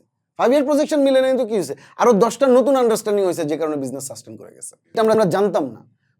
ওই 5 বছর আগে প্রজেকশন করার সময় এটা জানতামই না যে এরকম একটা ভ্যালু অ্যাড হবে আর কি, কিন্তু আমরা ওভার দ্য পিরিয়ড করতে করতে এটা হয়ে গেছে। মানে জাস্ট এটা থিঙ্ক কর যে যেই মার্কেটে পাইরেসিটা নর্মাল একটা বিষয় ছিল, মানুষ গান ফ্রি, সফটওয়্যার ফ্রি, দুনিয়ার সব কিছু ফ্রি, এবং এটা মনে করে মানুষের অধিকার, কিন্তু একটা ফিল্ম বানাইতে তো অনেক খরচ হয়, তাই না, অনেক টাকা খরচ হয়। তো এইরকম একটা মাইন্ডসেট থেকে আমরা ওটা জাস্ট বিশ্বাস করছি যে মানুষ পাইরেসির বাইরে এসেও মানুষ বেটার কন্টেন্ট, বেটার ভ্যালু বুঝতে পারবে, এটা জাস্ট এই ফিলিং। কিন্তু এর পরের গেমটা কি? এক্সিকিউশন। এটা তো আমরা চিন্তাটা আগে, এটা স্ট্র্যাটেজি। ওই সময় কিন্তু আমাদের অনেক সম্ভাবনা, মানে অনেক মানে ইয়ার ওয়ানে যদি আমি চিন্তা করি, আমরা ইয়ার ওয়ানেই বিজ্ঞাপন চালাইতে পারতাম কন্টেন্টের ভিতরে। তো আমরা স্ট্রাগল করছি, কিন্তু মানে জোর করে বিজ্ঞাপন চালাই নাই। মানে বিজ্ঞাপন চালাইলে কুইক রেভিনিউ চলে আসতো, এই ভ্যালু ডেভেলপ করতো না। এটা যে একটা প্রিমিয়ামনেস, ইউনিকনেস, এটা যে একটা ক্লোজ মার্কেট, এটা সাবস্ক্রিপশন করে দেখতে, এটা হইতো না। মানুষের মনের মধ্যে হইতো যে চরকি তো ফ্রি, এটা আমি কেন সাবস্ক্রিপশন করে দেখবো। তো আমরা কুইক রেভিনিউটাকে আমরা ইচ্ছা করে অ্যাভয়েড করে আমরা আসলে স্ট্রাগল করছি। স্ট্রাগল করে করে করে করে আমরা আগে ভ্যালুটা ক্রিয়েট করার চেষ্টা করছি। এইটা না সামহাউ ওয়ার্ক করে গেছে। এই মানুষের ফ্রিনেস ফিলিং থেকেই মানুষ প্রিমিয়ামনেসটা বোঝা শুরু করছে। ও পরের পার্টটা যেটা বললাম, এক্সিকিউশন। আমি স্ট্র্যাটেজি করলাম, কিন্তু প্রপার যদি কন্টেন্ট না দিতে পারি, প্রপার যদি আমি ওই মানে ওই ভ্যালুয়েশনের কন্টেন্ট যদি না দিতে পারি, তাহলে তো এটা ফেল করতো। তার মানে এক্সিকিউশনে এসে আসলে আমাদের সবচেয়ে বড় স্ট্রাগলটা করতে হয়েছে আসলে। বাংলাদেশের মার্কেটে ভাইয়া সাবস্ক্রিপশন বেচা কত সহজ বা কত কঠিন? ওকে, আপনি একটু এলাবোরেট করেন, তারপর ফলো আপটা বলবেন কেন খুব কঠিন বা কি ফেস করছেন বেচতে যে। কঠিন হচ্ছে মানুষের ওয়ালেট সাইজটা আমাদের চিন্তা করতে হবে। আমার পেমেন্ট গেটওয়ে যদি আমি একদম ফার্স্ট পয়েন্ট থেকে শুরু, মানুষ কীভাবে পেমেন্ট করে, এমএফএস, যে বিকাশ, রকেট, এটা ব্লা ব্লা ব্লা, এটা দিয়ে তো পেমেন্ট করবে নগদ টগদ। তো এইটাতে আমার প্রোডাক্টের প্রাইস হচ্ছে 300 টাকা, কিন্তু এভারেজে একটা মানুষের বিকাশে অথবা এরকম এমএফএসে কয় টাকা থাকে, এই ওয়ালেট সাইজটা কিন্তু ইম্পর্টেন্ট। কত থাকে? খুব বেশি থাকে না, মানে এভারেজ বলতেছে আর কি। একজনের হয়তো 5000 টাকা আছে, কিন্তু এভারেজ মানুষ পারচেজ করার সময় খুব বেশি থাকে না। আমাদের যে সাবস্ক্রিপশন বিল, এটার চেয়ে কম। ওকে, তো কি করতে হয়, ও যখন ডিসিশন মেক করে চরকির একটা আমি সাবস্ক্রিপশন কিনবো, ওর কিন্তু টাকাটা লোড করতে হয়, একটা প্রসেস বেড়ে গেল। হ্যাঁ, এই ডিসিশন মেকিংটাই সবচেয়ে হচ্ছে স্ট্রাগলিং পয়েন্ট আমাদের, যে ওকে আমি এমন ট্রেলার দেখাইছি, ও আর আরামে থাকতে পারতেছে না, এইটা তো তার দেখতে হবে। দেন সে ক্যাশ ইন করে, ক্যাশ ইন করার পরে তারপরে আবার এই 10টা টেকনিক্যাল প্রসেস পার হয়ে যে করে, এই পয়েন্টটাই হচ্ছে পয়েন্ট। আমার কম্পিটিটর ব্র্যান্ডের কিন্তু এই স্ট্রাগলিং পয়েন্টটা কম। আমি যদি নেটফ্লিক্সের কথা বলি, নেটফ্লিক্সে বাংলাদেশি ইউজার কারা, যার একটা মিনিমাম ক্রেডিট কার্ড আছে, এর মধ্যে ডলার আছে এবং ইন্টারন্যাশনাল পারচেস করে, ওর পারচেস ক্যাপাসিটি কিন্তু কোনো প্রবলেম নাই। তো ওর কি $1 সাবস্ক্রিপশন ফি না $9 নাকি $100, ইট ডাজেন্ট ম্যাটার। কারণ হচ্ছে মিনিমাম যে ক্রেডিট কার্ড, মানে নর্মালি ওই স্ট্রাকচারে যারা থাকে, ক্রেডিট কার্ড তো এটা খুবই, মানে ওর কাছে একটা ডলার তো থাকেই, না হলে পরে ও ক্রেডিট কার্ড দিয়ে পারচেস করে মাস শেষে বিল আসবে। তো এই যে ওর সেগমেন্টটাই প্রিমিয়াম, তো ওর জন্য ডিসিশন মেকিং ইজ ইজি, এবং পেমেন্ট গেটওয়েটাও ইজি, ওর জন্য ওয়ালেটে আলাদা করে টাকা ঢুকাতে, মানে প্রসেসটাই স্মুথ। আর একটা হচ্ছে টেকনিক্যাল জায়গায় কেন স্ট্রাগলিং, এই জায়গাটা মানে আমরা কেন যেটা ফেস করছি, আমাদের তো মানে আমাদের প্রাইসটা কম রাখতে হয়েছে বাংলাদেশের মানুষের পারচেস ক্যাপাসিটি চিন্তা করে, তাই তো। প্রাইস কম দিতে গেলে কিন্তু আমার টেকনোলজিতে অনেক বড় ইনভেস্ট করতে পারবো না, ওইটাকেও আমার নিয়ে আসতে হচ্ছে। মানে একটা তো আরওআই কাছাকাছি থাকতে হবে। বাংলাদেশের স্ট্রাগলটা কি, বাংলাদেশের বেশিরভাগ মানুষ অ্যান্ড্রয়েড ফোন ইউজ করে, চাইনিজ মোবাইল টোবাইল ইউজ করে, অনেক যে ভালো সেট আপ থাকে মোবাইলে তা না। তোর এক্সপেকটেশন কি, ও এইচডি কোয়ালিটি প্রপার এটা স্ট্রিমিং হবে, কিন্তু বসে আছে বরিশালে, ঠিক আছে, ওইখানকার ব্যান্ডউইথটার সাথে আমার ফাইট করা, যে প্রপার ব্যান্ডউইথ পাচ্ছে কিনা নদীর ধারে বসে, প্লাস ওর মোবাইল এত স্মুথ মোবাইল কিন্তু না, কিন্তু ও কন্টেন্ট দেখার সময় কিন্তু স্মুথ চায় এবং প্রিমিয়াম মানে কোয়ালিটি চায়, কিন্তু ওর মোবাইল হ্যান্ডসেটই এত প্রিমিয়াম সাপোর্ট করে না। তার মানে আমাকে টেকনোলজি লোতে এসে ডিল করে ওকে আসলে আমার কিন্তু স্মুথ এক্সপিরিয়েন্সটা দিতে হচ্ছে। ওয়ারেজ নেটফ্লিক্সের প্রবলেম নেই, যারা নেটফ্লিক্স ইউজার বেশিরভাগই আইফোন, স্মুথ, ও একটু টেকনিক্যাল নো হাউ আছে, কেমনে সাবস্ক্রিপশন করতে হয়, কেমনে এই করতে হয়, কেমনে, ও সব জানে, ও শিক্ষিত। কিন্তু আমার যে সেগমেন্টে আমি প্লে করতেছি বাংলাদেশের মানুষের সাথে, ও কিন্তু সাবস্ক্রিপশন এতগুলো অপশন যাবে, ও কিন্তু এটাতে অভ্যস্ত নয়, ও নতুন করে লার্ন করতে হয়। আমাদের 70-80% ইউজার সরে যায় শুধুমাত্র এই টেকনিক্যালি এই জিনিসটা নো হাউটা না থাকার কারণে। This is true. কিন্তু ও কিন্তু আমার আসলে টার্গেট অডিয়েন্স। হুম। ও আরো 2 দিন পরে আসবে, আরেকটু অ্যাপ ইউজার ফ্রেন্ডলি হবে, অথবা ও নিজে আরো 5টা অ্যাপ ইউজ করবে, ও জানবে যে এটা ভীতিকর কিছু না, আরো 3টা জায়গায় ক্লিক করা যায়। এই বিহেভিয়ারটা আমাকে তখন আসলে আরো স্মুদার সাবস্ক্রিপশন দিবে। তো একটা হচ্ছে ওই যে টেকনিক্যাল নো হাউ, আর একটা হচ্ছে ওর ওয়ালেট সাইজ, আর একটা হচ্ছে সবচেয়ে বড় জিনিস হচ্ছে ডিসিশন মেকিং। যে আমি ফ্রিতে ইউটিউবে এই 2 ঘন্টায় ব্যয় করে ফেলবো, নাকি আমাকে ওই কন্টেন্টটার জন্য যেহেতু কোথাও পাচ্ছি না এখানে বসেই আমি দেখব, ওই ফিলিংটা ক্রিয়েট করা প্রমোশনে অ্যান্ড কন্টেন্টে। যখন ভাইয়া কেউ একজন ইউটিউবে ফ্রিতে কন্টেন্ট বানায়, তখন তার একটা প্রোডাক্ট একটা পেইড প্ল্যাটফর্মের ভিতরে নিলে কাস্টমার কনভার্ট করতে গিয়ে কষ্ট হয়, কারণ ওরা তো আমি নর্মালি ফ্রিতেই দেখি। পারসেপশন আছে একটা, হ্যাঁ। যে ও তো ফ্রিতে ওকে দেখা যায় আর ওটা ফ্রিতে আমি অ্যাক্সেস করতে পারি। তো ওই যে তখন হচ্ছে আমার শিফটিংটা কতটা ইউনিক, অথবা কেন আমি আসলে পেইডে যাবো আর কি, এটা তো কনভার্ট করতে কষ্ট হবে। এবং উল্টা, যেমন ধরেন আমার এরকম মনে হতে পারে যে আমিনের ভিডিও তো আমি ফ্রিতেই দেখি, এখন ও চরকিতে আসছে, ওকে আমি কেন দেখবো, এটা আমার মনে হইলো ধরেন, এবং আমি কিনলাম না চরকি। তারপরে 1 বছর পরে দেখলাম আমি এটা আসলেই তো ফ্রিতে ইউটিউবে আবার এটাও চলে আসছে, যেটা আমি কিনি নাই ওটা এখন আবার ইউটিউবে। তার মানে আমি ঠিকই ছিলাম, আমি একটু ওয়েট করছি, কিনি নাই কারণ আমি ওকে ফ্রিতে দেখতাম, এখন দেখলাম যেটা কিনি নাই, যেটা আমি ভাবতেছিলাম কিন্তু ওটাও ফ্রি। হ্যাঁ, কিন্তু এটার মধ্যে আসলে তাহলে আমরা কিভাবে এটা মানে কিভাবে আমরা এটা আসলে খেলি, জি। এটা হচ্ছে ফোমো না, যে আমিনের কন্টেন্ট যখন আসছে তখন এটার প্রমোশনাল ক্লিপটা এত ইন্টারেস্টিং, এটা নিয়ে যখন চারপাশে কথা হচ্ছে আর আমি এখান থেকে দেখতে পারতেছি না, আমাকে 1 বছর পরে যে আমি আবার এসে ওদের সাথে আমি এসে নতুন করে আলোচনায় জয়েন করবো, এই জোকস কি এটা করবো না। এই যে 1 বছর অথবা এই যে 6 মান্থ আমি পিছায় পড়লাম, এই মানে ফোমো এফেক্ট থেকেই কিন্তু আসলে ওই সময় কন্টেন্টটা পারচেজ করতেছে। এটা মেইনলি ইউটিউবে আপলোড করার রিজন হচ্ছে এটা তো 2 বছর থেকে গেছে প্ল্যাটফর্মে, এটা ডেড। সো এটা ইউটিউব চ্যানেলটাতে দিয়ে দেওয়াটা মেক্স মোর সেন্স। আর যারা 1 বছর ওয়েট করতে চায় ওইটা কিন্তু আসলে এই সেগমেন্টের কাস্টমার না। বুঝতে পারছি। আমার একটা ইন্টারেস্টিং কোয়েশ্চেন আছে। চরকির যদি আমি জার্নিটা দেখি বা অ্যাটলিস্ট পারসেপশনটা বলি, ফার্স্টে অনেক এক্সপেরিমেন্টাল কন্টেন্ট ছিল, ইউটিউবার টাইপের কন্টেন্ট ছিল, এরপর আস্তে আস্তে অ্যালেন স্বপন টাইপ কন্টেন্ট আসলো, অ্যান্ড দেন হঠাৎ করে আমি দেখতেছি Shakib Khan, right? It's a huge jump. এটা কনসিয়াস, আমি শিওর চরকি পারতো ডে ওয়ানে শাকিব খানকে আনতে, খুব একটা নেটওয়ার্ক, খুব একটা প্রবলেম না, আপনাদের কানেকশনেই আছে। কেন এত বছর লাগলো? আসলে কি শাকিব খানের ওই স্টার ভ্যালিউটা বিগ সিন্স উনি সবচেয়ে বড়, ওইটা দিয়ে কি সাবস্ক্রিপশনে এফেক্ট হয় নাকি? অ্যান্ড কেন পরে করছেন, কেন নাই, আর অ্যাকচুয়ালি ওয়ার্ক করে নাকি এটা?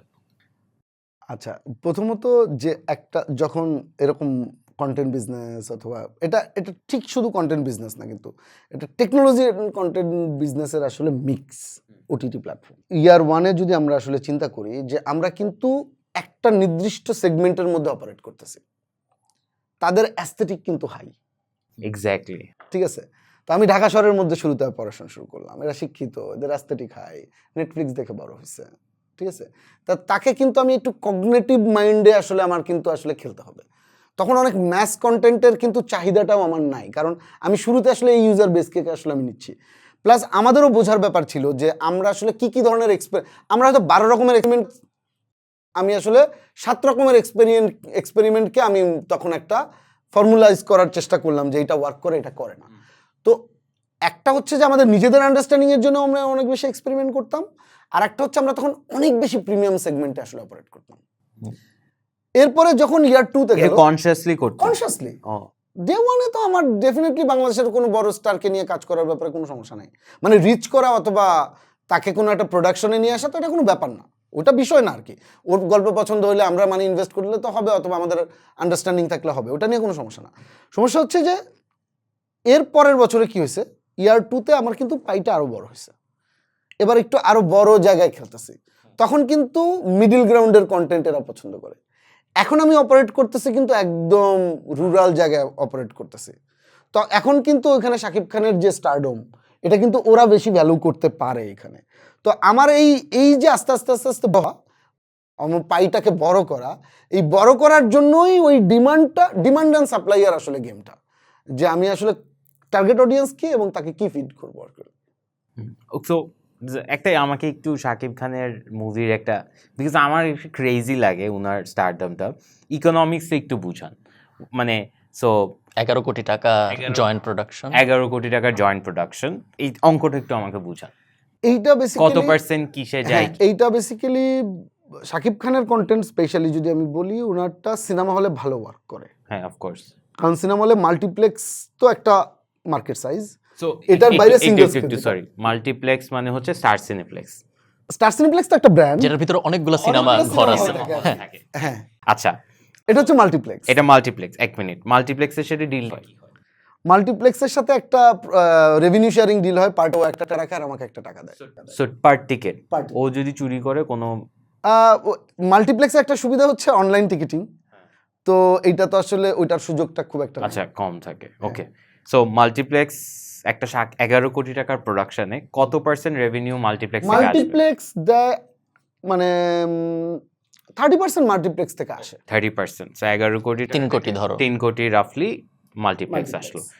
মিউজিক এগুলোতে ওইটা পরে আমি যদি আগে সিনেমা হলের রেভিনিউটা সেগমেন্ট করি, একটা গেল মাল্টিপ্লেক্স আর একটা হচ্ছে সিঙ্গেল স্ক্রিন। সিঙ্গেল স্ক্রিন, তো শাকিব খানের কন্টেন্ট আসলে সিঙ্গেল স্ক্রিনে ওয়ার্ক করে, এই যে ঢাকার বাইরে যে একটা স্ক্রিনের যে প্রবাবলি অনলি স্টার যাত্রা করে। হ্যাঁ, আরো অন্য স্টার নিশোরটা এখন ওয়ার্ক করে ভালো, চঞ্চল ভাইটা ওয়ার্ক করে, কিন্তু ওনারটা ঈদে রিলিজ হলে সিঙ্গেল স্ক্রিন গুলো ওনার কন্টেন্টটা মানে ওনার সিনেমাটা ডিস্ট্রিবিউট করে। সিঙ্গেল স্ক্রিন অমুক জায়গায় একটা হল আছে, ওইটা কিভাবে টাকা দেয়? ওরা টাকা দেয় আসলে খুবই অনিয়মতান্ত্রিক, কারণ এইখানে আমরা একটা স্ট্রাগল করতেছি, আমরা ওদেরকেও বলতেছি যে আসো তোমরা একটু অনলাইন টিকিটিং এ ঢুকো অথবা ইলেকট্রনিক টিকিটিং এ ঢুকো, কারণ হিসাবটা না ক্লিয়ার পাওয়া যায় না। না, ওনারা কি ধরেন শাকিব ওনারা খান, যেটা করে, আমি বলতেছি কোশ্চেনটা, ওনারা বুঝছি, ওনারা যেটা করে, ওনারা 2 সপ্তাহের জন্য সিনেমাটা একটা মিনিমাম গ্যারান্টি অ্যামাউন্টে নিয়ে নেয়। ওকে, মানে মিনিমাম এত টাকা দিব যত টিকিট ইচ্ছা বিক্রি হোক না হোক। মিনিমাম এত টাকা দিব, যদি কম টিকিটও বিক্রি হয় মিনিমাম এত টাকা দিব। আগে দেয় নাকি পরে দেয়? টাকা আগে কিছু দেয় পরে কিছু দেয় এরকম, কিন্তু ডিলটা আগে ক্র্যাক যদি আমি করি সেটা হচ্ছে যে এটাকে এমজি বলা হয় না, minimum guarantee. So minimum guarantee ও বললো যে এমনি যে আমার এই হল থেকে আমি 10 লাখ টাকা মিনিমাম গ্যারান্টি দেবো। এখনও টোটালে 2 সপ্তাহে যে ও 7 লাখ টাকা সেল করছে, কিন্তু তারপরেও আসলে 10 লাখ টাকা ও দিবেই, কিন্তু 12 লাখ টাকা মানে প্রডিউসারের কাট দাঁড়াইছে 12 লাখ টাকা, তখন সে 10 লাখ টাকা তো আগে কমিট করছে আর বাকি 2 লাখ টাকা দিবে। আচ্ছা ওকে, বুঝতে পারছি। বাট এটা তো কনসিডারিং আমরা যে দেশে আসি, রেকর্ড আমাদের, এটা তো পাওয়া খুবই কষ্ট। অনেক কষ্ট, কারণ ওই প্রডিউসারের যদি পরের সিনেমা না থাকে, কিছু হল আছে খুবই ভালো টাকা দিয়ে দেয়, আর কিছু হল আছে তো ভয়াবহ, ওই জানে যে ওনার পরের সিনেমা নেওয়ার আমার কোনো দায় নেই, ওনার সিনেমাই নেই হাতে, তো ওনার সাথে সম্পর্ক রাখা। স্বাভাবিকভাবেই কি হয় যে ঘুরাইতে থাকে, এটা করে ওইটা করে, এসব চলে। এক তো হচ্ছে হিসাবে প্রবলেম মাঝে মধ্যে হয়, আর একটা হয় হচ্ছে এই মানি ফ্লোটাতে প্রবলেম। আপনার কি মনে হয়, সরি শেষ হয় নাই তো? না আমি সম্পূরক প্রশ্ন, আপনার কি মনে হয় 11 কোটি টাকার ওই বাজেটের একটা সিনেমায় আসলে মিসম্যানেজমেন্টের কারণে এবং টাকা ইভেনচুয়ালি না পাওয়ার কারণে কত পার্সেন্ট আসলে লস হয় ওই সিঙ্গেল স্ক্রিনের? এই সিঙ্গেল স্ক্রিন আমি মনে করি বাংলাদেশে এখন মিনিমাম 60-70% টাকার কোনো হিসাব নাই। ওকে, সো 10টা তার মানে টিকিট, মার্কেট সাইজ কিন্তু আরো বড়, হুম, আমরা 60-70% টাকা বাদ দিয়ে বাকি পাও market হারাই নিয়ে কথা ফেলতেছি। বলতেছি। সো আরো 10টা টিকিটের মধ্যে 7টা টিকিটের টাকা আপনি পানি না সিঙ্গেল স্ক্রিনে। আমার ধারণা তাই, মানে এটার কনক্রিট কোনো ডেটা নাই, কিন্তু আমি আমার এক্সপেরিয়েন্স থেকে আমার মনে হয় যে 60-70% টাকা হাওয়া হয়ে যায়। ওয়াও, হাওয়া হয়, অনেক কাহিনী আছে এটার মধ্যে। কিরকম? সেটা হচ্ছে যে বাইরের দেশে সিনেমা যখন ডিস্ট্রিবিউশন হয়, ডিরেক্ট কিন্তু মানে প্রডিউসারের সাথে ডিস্ট্রিবিউটর, মানে ডিস্ট্রিবিউটর টু এক্সিবিটর, যারা সিনেমা হল মালিক তারা হচ্ছে এক্সিবিটর, ডিরেক্ট কিন্তু ডিস্ট্রিবিউশন হয়, মাঝখানে কিন্তু ভায়া কম।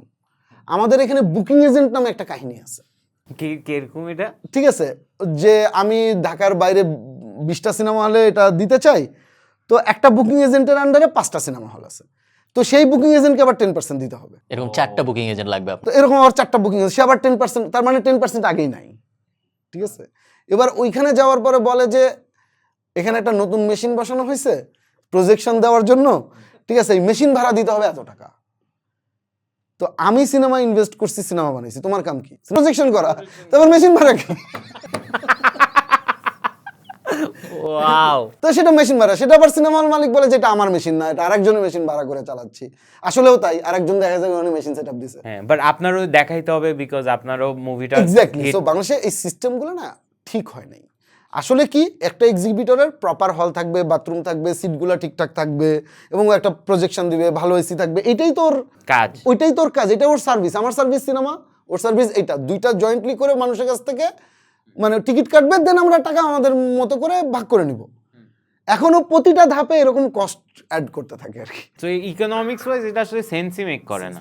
আচ্ছা ওয়েট, 11 কোটি টাকার 30% হচ্ছে মাল্টিপ্লেক্স, কত পার্সেন্ট রেভিনিউ আসবে সিঙ্গেল স্ক্রিন? সিঙ্গেল স্ক্রিন থেকে স্টিল মানে যদি আমি বলি যে এই লেভেল অফ স্টারের যদি ইয়ে হয়, তাহলে এইটা আসলে এটাও 30-40% টাকা আসবে সিঙ্গেল স্ক্রিন থেকে স্টিল। কিন্তু এগুলো হয়ে যায় তাহলে কিন্তু বাংলাদেশে 20 কোটি টাকার সিনেমা বানানো সম্ভব, জাস্ট যদি আমরা এটা ঠিক করি। অনিয়মটা ঠিক হইলে। কিন্তু জাস্ট অনিয়ম ঠিক হবে, আর কিছু না। মানে টিকিটিং হয়ে যাবে সব জায়গায়, আর সিনেমা হলে একটু বাথরুম, একটু সিটের কন্ডিশন ঠিক হবে, প্রজেকশনটা ঠিকঠাক থাকবে। এইটা যদি শুধু হয়, আর যদি শিডিউলিং ঠিক হয়, শিডিউলিং মানে আমি বলি একটা হলে সিনেমা যখন চলে, একটা সিনেমাই সারাক্ষণ একই, মানে ওই সকালের শোতে ওই সিনেমা চলতেছে, বিকালের শোতেও চলতেছে, রাতের শোতে একই সিনেমা চলতেছে, রাইট? বাইরের দেশে কিন্তু তা না। মাল্টিপ্লেক্সেও যেমন সিনেপ্লেক্সে কি হয়, মাল্টিপ্লেক্স তো এটা সকালে একটা শো চলতেছে, ওই হলেই কিন্তু বিকালে আর একটা সিনেমার শো চলতেছে। আবার অন্যান্য দেশের সিঙ্গেল স্ক্রিনেও আবার এই সিস্টেম, সকালে একটা, তার মানে ও এট এ টাইমে 3টা সিনেমা ডিস্ট্রিবিউট করতে পারতেছে, এক্সিবিট করতে পারতেছে। কিন্তু আমাদের এখানে কিন্তু একটা হলে একটা সিনেমা এক্সিবিট করতে পারতেছে। তো এটাও একটা প্রবলেম আছে। এই ধরনের যত ধরনের ইন্টারন্যাশনাল স্ট্যান্ডার্ড আছে, স্ট্যান্ডার্ডে যদি কনভার্ট হয় তাহলে তো মানে big market, still big market, যদিও সিনেমা হল কমে গেছে। ওকে, আমি আবারও যদি ফেরত আসি, 30 অলমোস্ট 60% আপনার হল থেকে আসতেছে। দিস ইজ, আমরা কথা বলতেছি বড় স্টারের। আর যদি ছোট স্টার হয় এটা সম্ভবই না নাকি? ছোট স্টার হইলে মাল্টিপ্লেক্স থেকে আসবে, হ্যাঁ, কারণ মাল্টিপ্লেক্সের অডিয়েন্স শুধু স্টার দেখে না, গল্পও দেখে, ঠিক আছে? 30% ওইটারও 30% আসবে। আবার কোনো সময় 10%ও আসতে পারে সিনেমা ফ্লপ করে গেলে, কারণ এটা হিট ফ্লপের উপর ডিপেন্ড করে। আর সিঙ্গেল স্ক্রিন থেকে ওদের কিছু আসবে না, সিঙ্গেল স্ক্রিন নিবেই না সিনেমা, নিবেই না। যে একটা দুইটা নিবে, 3 দিন পরে দেখে না সিনেমা নামায় ফেলতেছে, সো এরকম ঝামেলা। আচ্ছা ওকে, সো 30-30-60 বাকি টাকা কোথায়? বাকি টাকাটা আসে ডিজিটাল মার্কেট থেকে। মানে ডিজিটাল মার্কেট হচ্ছে ওটিটির, মানে চরকিকে ডিজিটাল মার্কেট বলে নাকি চরকি digital market। ইউটিউব? ওকে ওকে, চরকি ডিজিটাল মার্কেট, ইউটিউব সিনেমার জন্য মার্কেট, ওটিটি রাইটস আর ওটিটি রাইটস প্লাস সং। ওকে, সো চরকি টাকা দিচ্ছে টু বাই দ্য কন্টেন্ট, এভাবে টাকাটা কামাচ্ছে ওরা। ওইটা কত পার্সেন্ট হয়?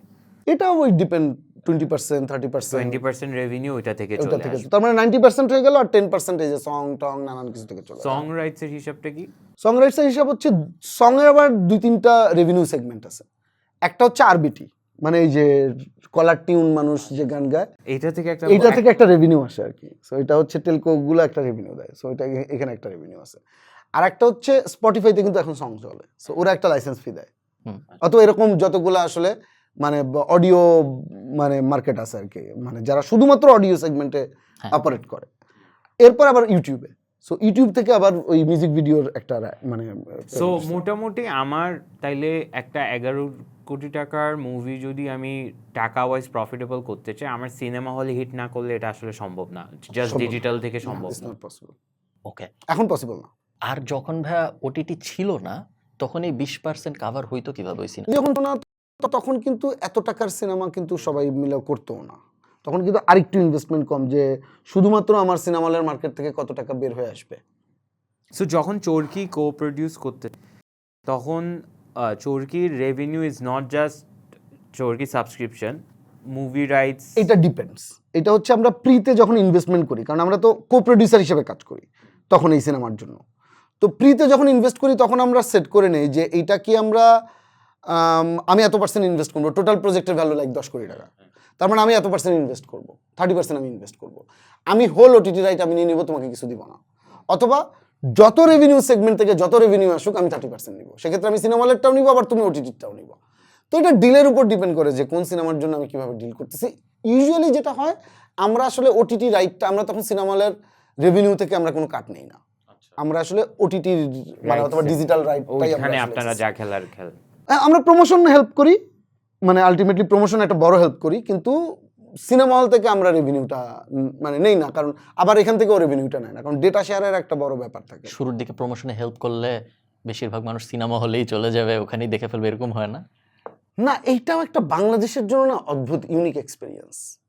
আমি এটা নিজেও অবাক হয়েছি। আমরা প্রথম এরকম মোডালিটিতে কাজ করি সুরঙ্গ নামে একটা সিনেমা। হ্যাঁ, সুরঙ্গ।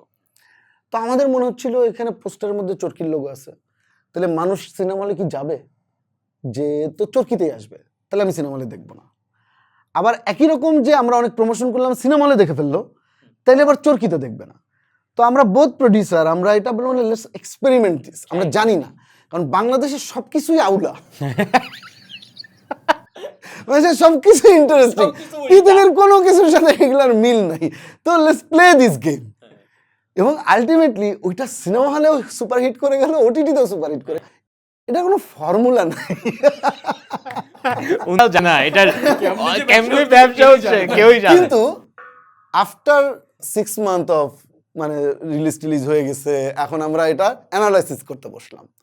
অ্যানালাইসিসে আসলে যেটা দাঁড়ালো, যারা সিনেমা হলের অডিয়েন্স তারা আসলে এক্সপিরিয়েন্সটা সিনেমা হলে পাইতে চায়, তারা সিনেমা হলেই যাবে।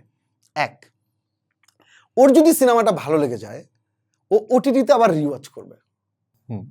বললাম বাংলাদেশ কিন্তু হুজুগ আছে একটা, মানে একবার হুজুগ হয়ে গেলে ও 10 বার করে একই জিনিস দেখবে। আচ্ছা, এখন সিনেমা হলে যদি অনেক দেখে তাহলে কি ওটিটিতে দেখবে? দেখবে, কারণ অডিয়েন্স আরো বিগার সাইজের অডিয়েন্স, সবাই না সিনেমা হলে যা দেখে না। প্লাস ওরকম নাই তো সিনেমা হল। এক্স্যাক্টলি। আবার বাংলাদেশের বাইরে তো একটা বড় অডিয়েন্স বেজ আছে যারা তো ওই সিনেমাটা দেখার সুযোগ পাচ্ছে না।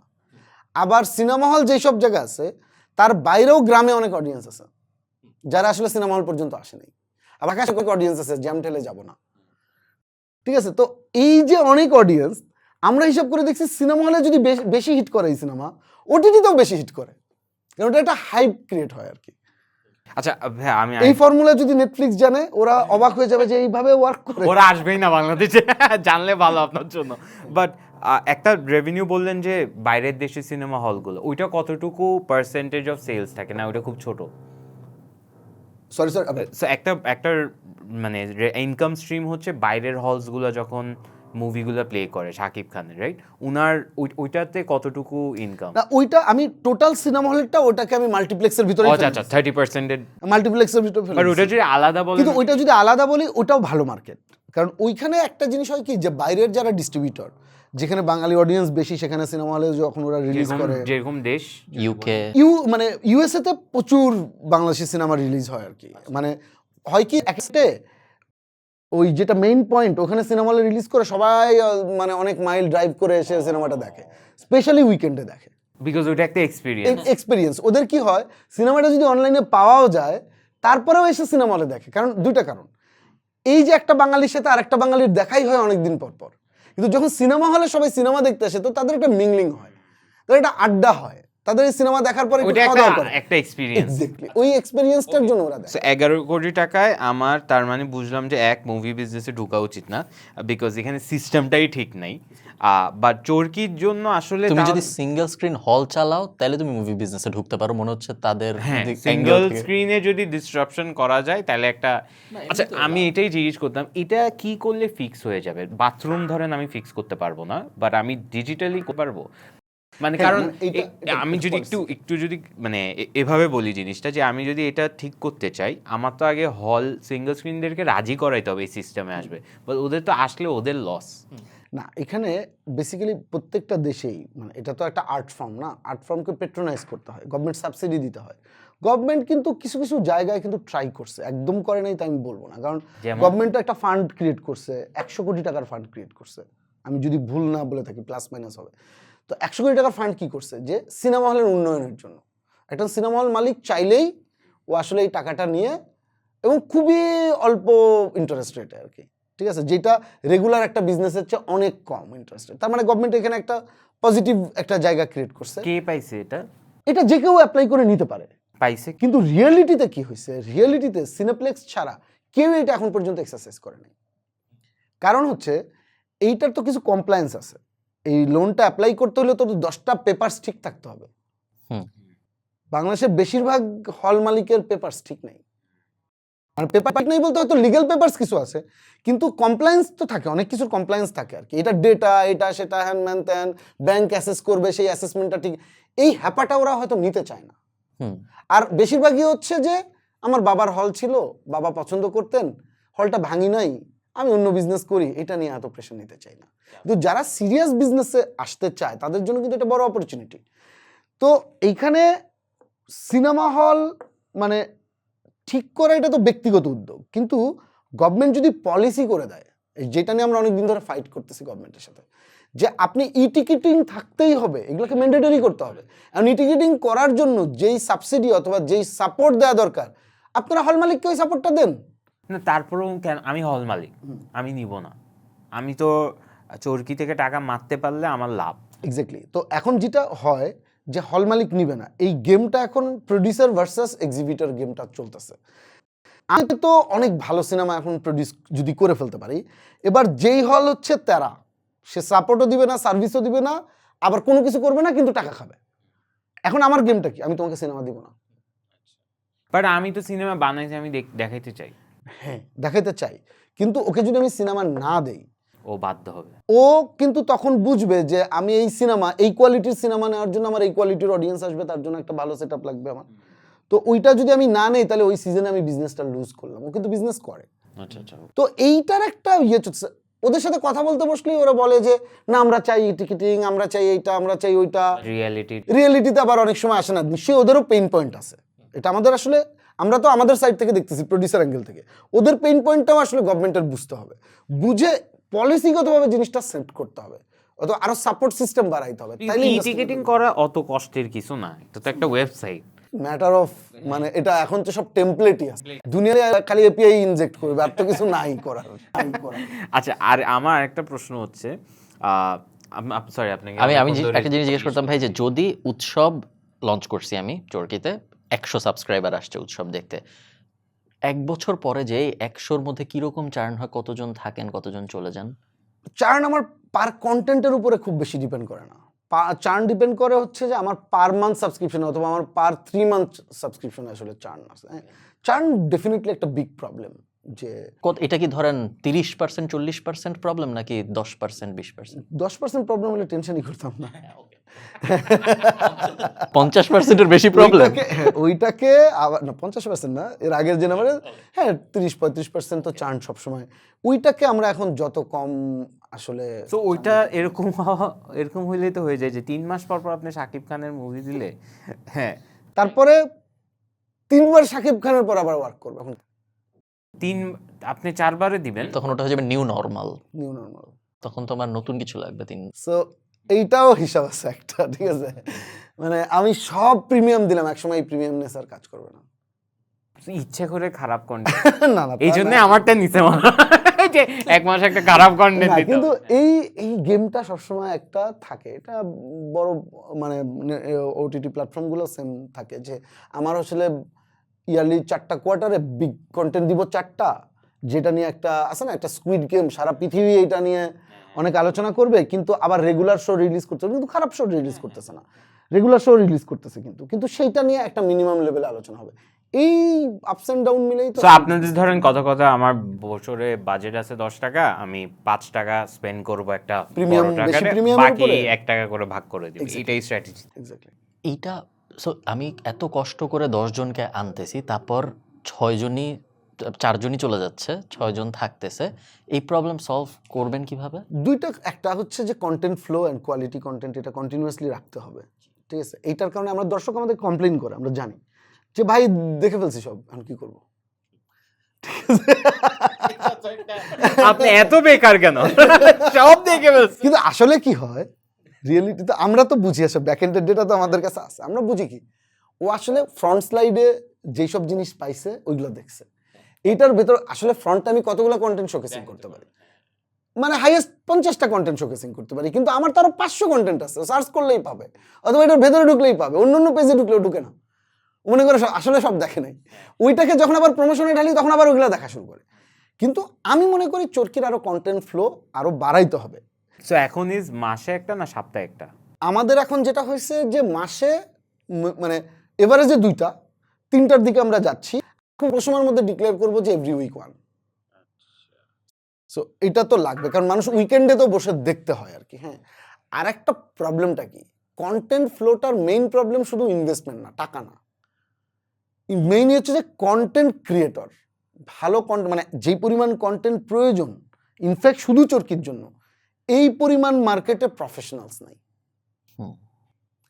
মানে আমি যদি ভালো ডিরেক্টরের লিস্ট করি, ভালো রাইটারের লিস্ট করি, specially writer, screen play writer আমাদের দেশে খুবই কম। ডিরেক্টর হয়ে গেছে ভালোই, অনেক আছে, সিনেমাটোগ্রাফার আছে, টেকনিক্যাল কোয়ালিটি আমরা রিচ করে ফেলছি, ভালো লেখার মানুষ নেই, ভালো ইউনিক গল্প ক্র্যাক করার মানুষ নেই। তো আমি যদি মনে করি যে প্রতি সপ্তাহে একটা দিব, আস্তে আস্তে কোয়ালিটি আস্তে আস্তে ডাউন হইতে পারে। এইটা ধরে রেখে আসলে আমাকে কন্টেন্ট প্রডিউস করতে হয় আর কি। It's not about money only.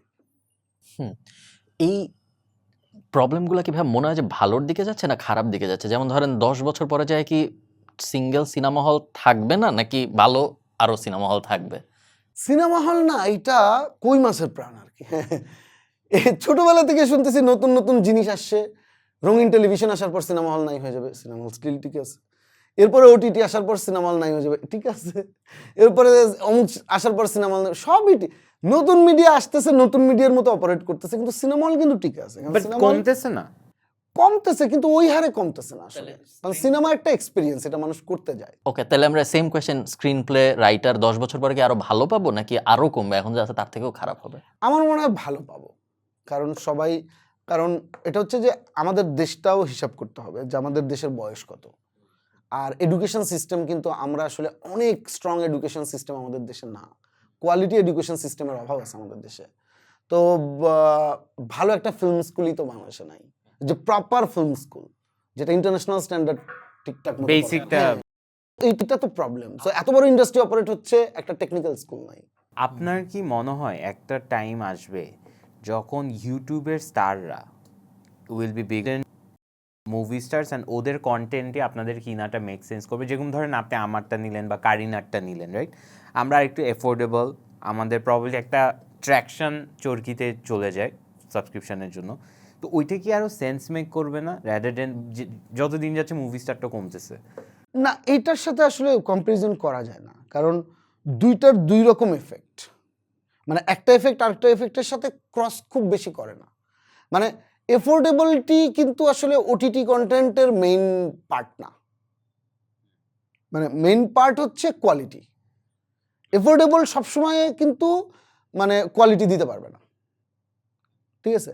এখন আমার ইউটিউবে ওই ইউনিকনেসটা তো কমে যাচ্ছে, আমি যখন একটা দেখা যায়, তো সেটা কিন্তু আবার আমার সাবস্ক্রিপশন ভ্যালুটা আবার একটু কম আসতেছে আর কি। তো মেবি আমার কস্ট কম, আমার ভ্যালু আবার দিন শেষে কম। ওকে, একটা সিঙ্গেল স্ক্রিন দিতে কি লাগে এক, আর সেকেন্ড আমার হঠাৎ আপনার সাথে কথা বলে মাথায় আসলো, আমি যদি এখানে চরকি কন্টেন্ট ছাড়ি, তারপর 50 টাকা করে টিকিট বেচি, এটা লিগাল নাকি? লিগাল তো না আই এম অ্যাজিউমিং, বাট এটা ধরার কোনো ওয়ে আছে নাকি? আর এটাকে আমি সিঙ্গেল স্ক্রিন বললে কেমন? খুবই স্মার্ট। এই জায়গায় যদি চালাই, এইখানে এই রুমে, প্রথম কথা এই রুমে চালাইলে সমস্যা নেই, টিকিট বেচলে সমস্যা। আমি তো ই টিকেট করবো না, আমি তো ম্যানুয়াল করবো। ম্যানুয়াল করব না, ম্যানুয়াল হোক আর যাই হোক, বাংলাদেশের আইনে যখন একটা প্রজেকশন চলতেছে একটা সিনেমার, কমার্শিয়াল টিকিট কেউ বিক্রি করছে, তখন সেটা আগে সেন্সর সার্টিফিকেট লাগবে এই সিনেমাটার। সেন্সর সার্টিফিকেট মানেই হচ্ছে সিনেমার ফুল প্রসেসে ঢুকতে হবে কমার্শিয়াল যদি কেউ শো চালায়। বাট আপনারা তো সিঙ্গেল স্ক্রিন থেকে টাকাই উঠাইতে পারছেন না, ওইটা ধরবেন কেমনে? কোনটা ধরবো কিভাবে? আমি এখানে যদি এখানে না, গ্রামে কোথাও কেউ না, সেটা ধরে ফেলবো, সেটা টাকা তোলার সাথে সম্পর্ক নাই যে কে কোথায় কি চালাইতেছে, ওইটা ধরে ফেলবো। কেউ না কেউ তো চালায়, অনেকটা আবার ধরতেও হয়তো কেউ পারে না, সেটা তো ঠিক আছে, কিন্তু বেশিরভাগই তো ওটা ধরা পড়বে। মানুষ দেখার পরে বলবে ওয়াও অমুক জায়গায় দেখলাম খুব ভালো একটা সিনেমা, সোশ্যাল মিডিয়া আজকে পোস্ট দিবে, কালকে ধরা খাবে। না করবো না আমি যাচ্ছে। তো এইটা আলটিমেটলি একটা সিনেমা হল দিতে লাগে হচ্ছে একটা নির্দিষ্ট সাইজের মানে স্পেস, প্রপার প্রজেকশন, অবশ্যই 2K+। কত টাকা লাগে? মানে আমার সিনেমা হলের, এটা তো ডিপেন্ড যে কোন কোয়ালিটি আছে। ধরেন আমি 4-5 কোটি টাকার মধ্যে একটা ভালো সিনেমা হল দেওয়া সম্ভব বলে, যেটাতে বাথরুম আছে, একটা স্ক্রিন আছে, ভালো সিটিং সিস্টেম আছে, এটার মধ্যে এসিটা ঠিকঠাক আছে। কত সিটার হবে এটা? সিটেরও কোয়ালিটির উপর ডিপেন্ড করে, মানে আমি যদি একটা স্ট্যান্ডার্ড ধরি 300-350 সিট, ধারণা এটা হয়ে যাবে। আই মাইট বি রং, সিনেপ্লেক্সের লোকজন বেশি বেটার বলতে পারবে, কিন্তু proper projection system, proper ticketing, মানে সবকিছু মিলে, তারপর ওখানে তো একটা ফুড কোর্ট রেডি করতে হবে, সবকিছু মিলে আমার এরকম লাগে আর কি। 5 কোটি টাকা, রাইট? তাইলে তো আপনারা যে টাকা ইনভেস্ট করছেন, আপনাদের একটা সিনেমা হল বানানো মেক্স মোর সেন্স। হ্যাঁ, তো কিন্তু আমরা সিনেমা হল কেন বানাবো? বিকজ আপনাদের 30% রেভিনিউ ওখান থেকে আসতেছে। না, মানে আমার আসলে গোল সেট করতে হবে, কেবলা সেট করতে হবে যে আমি আসলে কোন দিকে মুভ করব। হ্যাঁ, ওটিটিতে হয়তো তার চেয়েও বেশি সম্ভাবনা আছে, তাহলে তো আমার তো একদিকে সম্ভাবনা আছে ফর শিওর, একটা পয়েন্টে গিয়ে এটা হয়তো ম্যাচ করবে। এক্স্যাক্টলি। আমি সিনেমা হলের বিজনেস, মানে এক এক মানুষ থাকে, আমরা যখন দুপুরে খাইতে বসি এটার মধ্যে কেউ সবজি সাপ্লাই দিচ্ছে, কেউ ডাল, আর কেউ মাছ। এখন আমি যদি সব করতে যাই হবে না। আমি ভাই মানে আমি ওটিটিতেই রান করতে চাই, এটার মধ্যেই বেস্ট করতে চাই। ট্রু, বাট প্লেটটাই তো আপনাদের, আমি এটা বলতে প্লেটটা আপনাদের হইলে ভালো হয়। এক্স্যাক্টলি, সম্ভাবনা আছে আমি মনে করি, কিন্তু ফোকাস পয়েন্টে ওটিটির মার্কেটের আমরা আসলে 5%ও ক্র্যাক করি নাই। সো ইটস আ বিগ মানে জায়গা আছে এটা এক্সপ্লোর করার, ওটা এক্সপ্লোর আর একটু করি, তবে এই প্ল্যান আমাদের আছে আর কি। সিনেমা হলের দিকে যাওয়ার প্ল্যান, বাহ, নাইস, মেক সেন্স। ভাইয়া, আপনার আপনি যেহেতু সিইও, আপনি অনেক ধরনের ঝামেলা ডিল করেন ফর শিওর, বিভিন্ন ধরনের। আমাকে বলেন যে এমন কি কি আপনি রেগুলার ফেস করেন যেগুলা নিয়ে আপনার মনে হয় যে এগুলার সলিউশন হিসেবে এই ব্যবসা থাকলে ভালো হইতো। বেসিক্যালি আমি আপনার কাছে বিজনেস আইডিয়া চাচ্ছি বেসড অন আপনি যেসব প্রবলেম ফেস করেন বা আপনার টিম প্রবলেম যেসব ফেস করে সেগুলো, যেগুলো ভিউয়াররা দেখে সলভ করার চেষ্টা করতে পারে। মেইন পয়েন্ট হচ্ছে কন্টেন্ট। ওকে, ঠিক আছে, আমার যদি কন্টেন্ট পার্টনারশিপ, যারা আমার জন্য কন্টেন্ট বানাবে, তারা যদি অনেক প্রফেশনাল হতো ওকে, এবং মানে কস্ট অপটিমাইজ করতে পারতো। মানে সিনেমা কন্টেন্ট এটা এমন একটা বিষয়, কস্ট অপটিমাইজ করতে পারাটাই হচ্ছে সবচেয়ে আমি মেইন পয়েন্ট মনে করি। মানে 1 কোটি টাকা ইনভেস্ট করলাম, সেটার ভ্যালু যদি দেখা যায় 3 কোটি টাকার মতো, তাহলে আরও বেটার। 5 কোটি টাকার মতো ভ্যালু দেখা গেলে আরও বেটার। কিন্তু 1 কোটি টাকা ইনভেস্ট করে সেটার ভ্যালু যদি 30 লাখের মতো হয়, তাহলে তো আসলে আমার 70 লাখ টাকা জলে ফেলে দিলাম। এই 70 লাখ এটা তো টাকা ট্র্যাক কি- করা জাস্ট আপনার গাট, আপনি পারবেন, ধরেন আপনি অনেকগুলো কিছু বানাইছেন, জানেন, বাট এটা কি কোনো টুল আছে? মানে বেসিক্যালি আমাদের প্রডিউসিং নলেজ থাকতো। প্রোডিউসিং নলেজ থাকতো। এমন এখন কিছু কি producing- বানানো যায় যেটা ভিউয়ার্স বানাইতে পারবে, এমন একটা ব্যবসা যেটা আপনার কাছে বেচতে পারবে, যেটা দিয়ে ও এটা প্রিডিক্ট করতে পারবে, অথবা যে কোনো একটা প্রবলেম সলভ করে আপনার থেকে টাকা নিতে পারবে? মানে এখন আমাদের মধ্যে গ্যাপ কি আছে, আমি যদি কন্টেন্টে বলি, আমাদের মধ্যে সবচেয়ে বড় গ্যাপ হচ্ছে সিরিজ। আমাদের বেশি সিরিজ নেই, আমাদের আরো সিরিজ করা দরকার। একটা নতুন জিনিস আমরা এক্সপ্লোরই করি নাই, সেটা হচ্ছে স্টোরি বেসড যেগুলো হয়, এটা কিন্তু সিনেমার চেয়ে বেশি এনগেজিং হয়। অন্যান্য প্ল্যাটফর্ম আমরা দেখি না, ইন্টারন্যাশনাল প্ল্যাটফর্ম অনেক আমরা দেখি যে রিয়েল লাইফ স্টোরি, কোনো ফিকশন না, এত ভালো ইউনিক স্টোরি টেলিং আমি উঠতে পারতেছি না। বায়োগ্রাফি, বায়োগ্রাফিগুলো, এই সেগমেন্টটা আমাদের দেশে একদমই নাই। তো কেউ যদি নতুন প্রোডাকশন হাউস দিতে চায়, তার যদি এটা প্রপার লার্ন করতে পারে এই স্টোরি টেলিংটা আর এই মেকিংটা, আমার এখানেই মার্কেট আছে অনেক, আমি বছরে 5টা কিনতে চাই। কার বায়োগ্রাফি করবেন আপনি? বায়োগ্রাফি হইতে হবে, নট বায়োগ্রাফি নেসেসারিলি হতে পারে, ডকুমেন্টারি হয়তো, ডকুমেন্টারি, যে কোনো কিছু নেই বাংলাদেশের ডকুমেন্ট। এখন যদি একজন আইডিয়া দিছিল, এই আইডিয়াটা ডিসক্লোজ করার উচিত হবে কিনা আমি জানি না। ওইটা ঘুরাই বলেন সবাই। মানে বাংলাদেশ তো একটা যে অদ্ভুত দেশ না, বাংলাদেশের যে কোনো জিনিস নিয়ে ডকুমেন্টারি হতে পারে। এই যে ব্রাহ্মণবাড়িয়ায় যে মারামারি হয়, এটা পৃথিবীর মধ্যে ইউনিকনেস না? ইউনিক, হ্যাঁ। তো এটা নিয়ে একটা প্রপার ডকুমেন্টারি তো হইতে পারতো। আমি লন্ডন অ্যাটাক দেখে ভয় অনেকদিন টিউবে উঠি নেই যখন লন্ডনে গেছি। ইনফ্যাক্ট অনেক ঘটনা ঘটে আমাদের, যে ক্রাইম স্টোরিগুলা, ইন্সপায়ারিং স্টোরিগুলো আছে, তো এগুলোর উপরে তো আমরা আসলে কাজ করি না। এই কাজ করা দরকার, অথবা আমি কাজ, মানে আমার কাছে মার্কেট ডিমান্ড আছে এটা। আপনার কি মনে হয় চোরকি ভুল কি করছে? অনেক ভুল করছে। আচ্ছা, আগের কোশ্চেনটা আরেকটু আনসার করে নি। এটা গেল হচ্ছে কন্টেন্টে। আর একটা হচ্ছে আমাদের সাথে টাই আপ করার একটা বড় স্কোপ অফ ওয়ার্ক যদি বলি, সেটা হচ্ছে টেকনোলজি। কারণ আমরা এখন আমাদের মতো করে একটা টেকনোলজি ডেভেলপ করে এখন আমরা আমাদের অ্যাপটা অপারেট করি। এইটার ভেতরে না অনেক কাজ করার, নেক্সট লেভেলে অনেক টেকনোলজি কাজ করার, অ্যাডভান্সমেন্টের সুযোগ আছে আর কি, এনহ্যান্স করার সুযোগ আছে। স্পেশালি যদি এআই বেস বলি, মানে অনেক পার্সোনালাইজ, মানে লাইক আজকে আমি যখন একটা স্লেট দেখাচ্ছি, এই স্লেটটা কত পার্সোনালাইজ আমি স্লেট দেখাইতে পারি, আমি নান্নানের জন্য একরকম কত ইন্টারেস্টিং দেখাইতে পারি। পাশাপাশি দুইজন বসলে যেন দুইজনের ইন্টারফেস চরকির কমপ্লিটলি ডিফারেন্ট হয়ে যায়। তো এটা আসলে আমি, কারণ ওর যে পার্সোনা, তোমার যে পছন্দ, ওই পছন্দই কিন্তু আমি আসলে দেখাই। ঢাকার যে পছন্দ আর পাবনার মানুষের পছন্দ তো এক না। তো আমি কত পার্সোনালাইজ ডিস্ট্রিবিউশন করতে পারি, এইখানে কিন্তু স্টিল গ্যাপ আছে টেকনোলজিতে। আমরা নিজে মনে করি আমাদের আরও মানে আমরা এআই বেজ অনেক কিছু করি, কিন্তু আরও করা দরকার। তো এই জায়গায় স্কোপ আছে, মানে টেকনোলজি অ্যান্ড কন্টেন্ট দুইটা জায়গায় স্কোপ আছে। আপনার কি কখনো মনে হয়, বলতেন কিছু? হ্যাঁ, আরও যে ভুলগুলা বলতেছিলাম, বলেন বলেন। ভুলগুলা হচ্ছে বিকজ আপনি একটা ইন্টারভিউতে আমি দেখছি আপনি ক্লিয়ার করছিলেন যে ওই যে নিজেদের মানুষ ওইসব, তো ওগুলা ইয়ার্স তো হ্যাঁ, এত কথা হয়েছে, এত কথা হয়েছে, বাট আমি বলছি ভুল কেন করছেন, বিকজ অনেক ওটিটি আসছে আর চলে গেছে, আপনারা মোটামুটি সার্ভাইভ করে গেছেন, আর আই হোপ সার্ভাইভ করে যান, বাট আপনারা কি কি ভুল করছেন? মানে আমাদের কাছে মনে হয়েছে যে অনেক সময় আমরা কিছু কিছু কন্টেন্ট প্রডিউস করছি, মনে হয়েছে যে এটা রাইট টাইম ছিল না ওই কন্টেন্ট প্রডিউস করার জন্য। আমাদের কন্টেন্টের আন্ডারস্ট্যান্ডিং যদি বলি আরও বেশি হওয়া দরকার ছিল, কিন্তু আমরা মেনে নিয়ে আচ্ছা ঠিক আছে, আমাদের এক্সপিরিয়েন্স ছিল না, ফাইন। ভুল করতে করতেই তো আমাদের ট্রায়াল অ্যান্ড এররের, যেহেতু আমাদের সামনে কোনো মানে সফল কোনো উদাহরণ ছিল না, তার মানে কিন্তু আমাকে আসলে ট্রায়াল অ্যান্ড এররের মধ্যে দিয়ে যাইতে হবে। তো কিছু কিছু কন্টেন্ট এখন যে আন্ডারস্ট্যান্ডিংটা হয়েছে ওই কন্টেন্টগুলো আমরা আসলে এই মুহূর্তে প্রডিউস করতাম না। কন্টেন্ট প্রডিউসিং মিস্টেক হয় নাই, কন্টেন্ট প্রডিউসিংটা ঠিক ছিল, টাইমিংটা ঠিক হয়নি, এরকম বেশ কিছু কন্টেন্ট আছে। কোনটা আপনাকে সবচেয়ে শকিং রেজাল্ট দিছে, যে যেটা ওইটা হয়েছে? কন্টেন্টের নাম বলবো না, মানে আমার অনেক পছন্দের কন্টেন্ট আছে ফ্লপ করছে চরকিতে, মানে এইটা আমি দেখে মানে আই ওয়াজ ব্লোন অ্যাওয়ে যে এটা ওয়ার্ক করে না, ঠিক আছে, এটা খুব ভালো কন্টেন্ট, ঠিক আছে, কিন্তু এটা সাবস্ক্রিপশন হয় নাই। কেন? নাম বলেন না, সমস্যা কি? নাম না বলি আচ্ছা, কারণ flop হ্যাঁ, top মানে তো হ্যাঁ, so নাম না বলে, কিন্তু এটা কেন হয়? এইটার কারণ হচ্ছে যে আমি যেইভাবে চিন্তা করতেছি অডিয়েন্স এইভাবে চিন্তা করতেছে না, অডিয়েন্সের সাথে আমাদের একটা চিন্তার গ্যাপ। কোন ইয়ারে হয়েছিল কন্টেন্টটা? প্রত্যেক বছরই এরকম কিছু কন্টেন্ট না, আপনার যেটা ওটা কোন ইয়ারে হয়েছিল? না আমার বলতে যে হ্যাঁ, আমি আগের বছরেই এরকম কন্টেন্ট আছে, এই বছরেও একটা কন্টেন্ট, এই বছর না এত বলবো, এই বছরেই একটা কন্টেন্ট আমরা রিলিজ করছি যেটা বেশ ভালো ফ্লপ করছে, তো এটা ইনভেস্টমেন্ট আমাদের ইনভেস্টমেন্ট অনেক হাই ছিল, আমার ধারণা ছিল এটা ওয়ার্ক করবে, কিন্তু ওয়ার্ক করেনি। রেজন ভাই, আপনার কি কখনো মনে হয় যে আপনি, আমরা সবাই জানি যে আপনি সাকসেসফুল ডিরেক্টর ছিলেন, এখন কত করছেন না হয়তো, আবার আসতেছে একটা, ওকে, আপনার প্রোডাকশন নিয়ে অনেক কাজকর্ম, এবং আপনি কন্টেন্ট দেখলে গাট ফিলিং দিয়ে বুঝতে পারতেছেন, যে সবসময় 100% হয় এটা তা না, বাট আপনি গাট ফিলিং দিয়ে বুঝতে পারতেছেন আপনার ইন্ডাস্ট্রি এক্সপিরিয়েন্সের উপরে যে এটা ভালো করার চান্স কীরকম, এটা খারাপ করার চান্স কীরকম।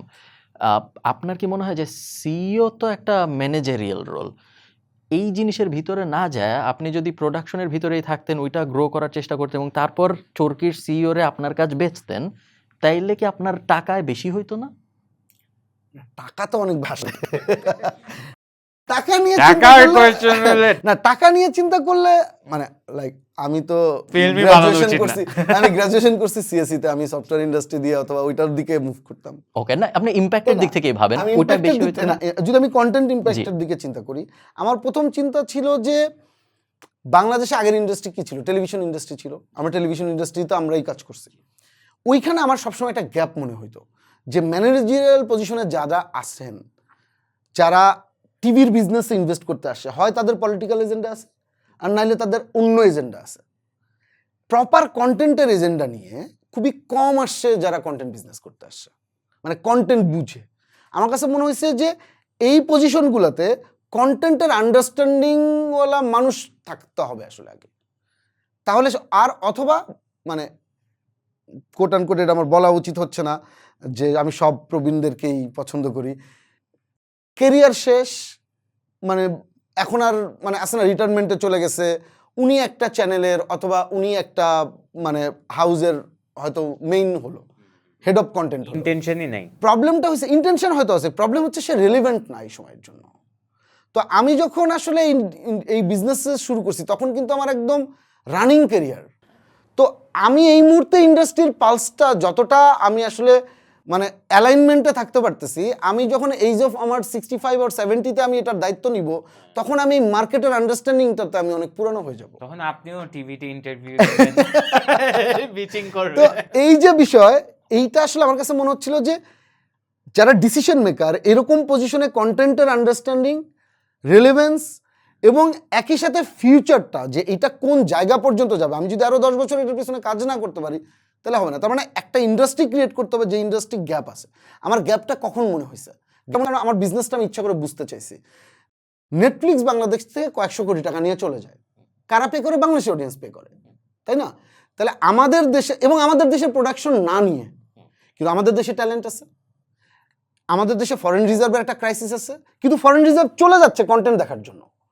তো আর আমাদের এখানে অনেক ভালো ট্যালেন্ট আছে, তাদেরকে দিয়ে যদি আমরা ভালো কন্টেন্ট বানাই তাহলে আরও ফরেন রিজার্ভ আসবে।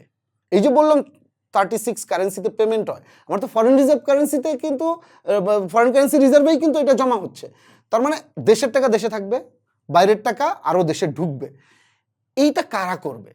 যাকে কন্টেন্ট আন্ডারস্ট্যান্ডিং থাকতে হবে, টেকনোলজির আন্ডারস্ট্যান্ডিং থাকতে হবে, তাকে আসলে বিজনেস আন্ডারস্ট্যান্ডিং থাকতে হবে। তো আমার কাছে মনে হয়েছে যে আমার কি কি গ্যাপ আছে এই আন্ডারস্ট্যান্ডিংয়ের জন্য। আমি 5টা জিনিস ফাইন্ড আউট করছি, ওইটা লার্ন করার চেষ্টা করছি, দেন ট্রায়াল অ্যান্ড এররের মধ্যে দিয়ে গেছি।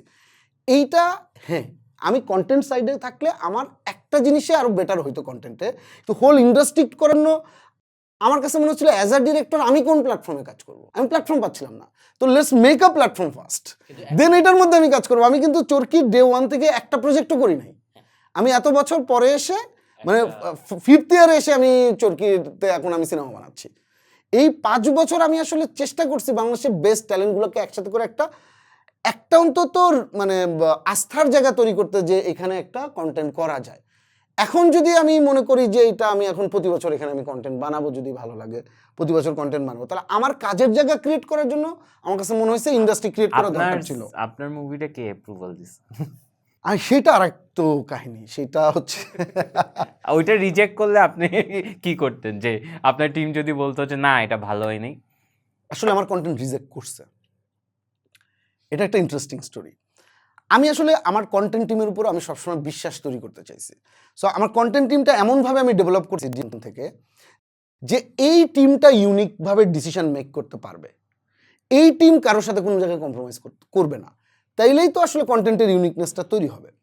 তো আমি যখন আরও 1-1.5 বছর আগে আমি যখন ডিসিশন নিচ্ছি আমি কন্টেন্ট বানাবো, তো আমি চিন্তা করলাম যে অ্যাজ আ সিইও তো ডেফিনেটলি আমি এটা নিজেই করে একটা অ্যাপ্রুভাল, আমাদের একটা কমিশনিং কমিটি আছে, কথাবার্তা বলে করে ফেলতে পারি।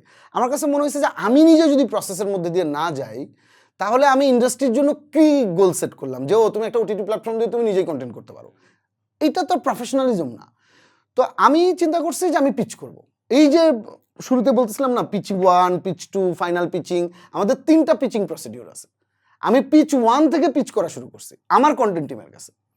আমি বুঝতে চাইছি যে ওরা যেইভাবে চিন্তা করে সেইটার ভেতরে আমার কন্টেন্ট কমপ্লাই করে কিনা, কোয়ালিটিটা ঠিক আছে কিনা। কোয়ালিটিটা মানে ওরা যদি আমাকে ভয় প্রুভ করে, তাহলে আমার কন্টেন্ট তো খারাপ হবে, কারণ ওদের যে ইনপুটটা আমি মিস করব। তো শুরু থেকে ওদের আমি ব্রিফ করছি, দেখো আমি যখন ডিরেক্টর হিসেবে পিচ করব, ভাবার দরকার নেই আমি এই প্ল্যাটফর্মের সাথে কি কাজ করি, আমি সিইও না, আমি মালিক না, আমি শেয়ার হোল্ডার, কিচ্ছু চিন্তা করার দরকার নেই। তোমার চিন্তা করতে হবে অ্যাজ আ ডিরেক্টর হিসেবে যদি উনি আসতেন তাহলে কি এটা আমরা নিতাম কি নিতাম না। তো এই কনফিডেন্টটা ওরা ওইভাবেই গ্রো করছে। আমার ফার্স্ট গল্পটা ওরা রিজেক্ট করে দিচ্ছে, আমার আসলে 2টা গল্প রিজেক্ট করছে। তারপর কি বলে না যে ওর বেতনটা ওর বোনাসটা, কারণ আমি আবার এটা বিষয়, আমি যখন গল্প বলছি, গল্প দেখি বলে, তা বলছে যে আপনি বস, আপনি তো চাইলে এটা করতেই পারেন, অন্য কেউ হলে এটা আমরা ফেলে দিতাম। ঠিক আছে, ডিরেক্ট বলে নাই, ক্লিয়ার বলে দিছে আর কি যে রিজেক্ট করতাম। আচ্ছা কি কি প্রবলেম, ওরা যে 5টা প্রবলেম আমাকে বলছে, এই 5টা প্রবলেম আমি বুঝছি যে এই 5টা প্রবলেম ঠিক করলে এই কন্টেন্টের আর ওই কন্টেন্টটা থাকে না। তার মানে এই গল্পটা আলটিমেটলি ওরা বলতে চাচ্ছে এই গল্প ওয়ার্ক করি। ওরা এই যে প্রবলেমগুলো স্ট্রংলি বলছে, আমি বিলিভ করছি ওইটা, দেন ওই গল্প আমি বাদ দিয়ে দিছি। সেকেন্ড আরেকটা আমি দেখলাম যে আচ্ছা আবার অনেক ম্যাচিউর হওয়ার পর যদি বলি তাহলে আবার বাদ দিয়ে দিবে, মন খারাপ হবে, শুরুর স্টেজে বলি। শুরুর স্টেজে আইডিয়া মাথায় আসছে, বলছে এটাও ফ্লপ হবে না, এটা মানে অথবা ভালো হবে না। দেন আমি থার্ড টাইম যেই গল্পটা আমি নিজেই ফিল করতেছিলাম যে এই গল্পটা ভালো, যখন ওদের পিচ করছি ওরা কিন্তু শুরুতে বলছে এই গল্পের সম্ভাবনা আছে, তাহলে আপনি স্ক্রিপ্ট লিখে নিয়ে আসেন যান।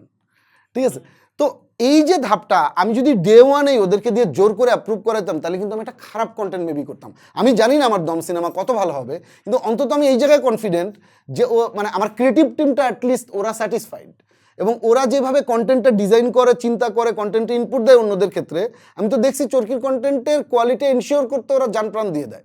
তার মানে আমার কন্টেন্টের কোয়ালিটি এনশিওর করা তো অ্যাজ আ ডিরেক্টর হিসেবে আমার নিজেরই জন্য এটা একটা প্লাস পয়েন্ট।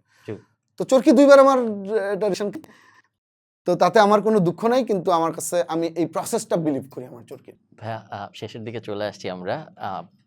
একজন সিইও কি মালিকানার অংশীদারত্ব পায় স্টক শেয়ার? এটা ডিপেন্ড যে আসলে ইনভেস্টরের সাথে ডিলটা কি। হ্যাঁ আমি পেয়েছি।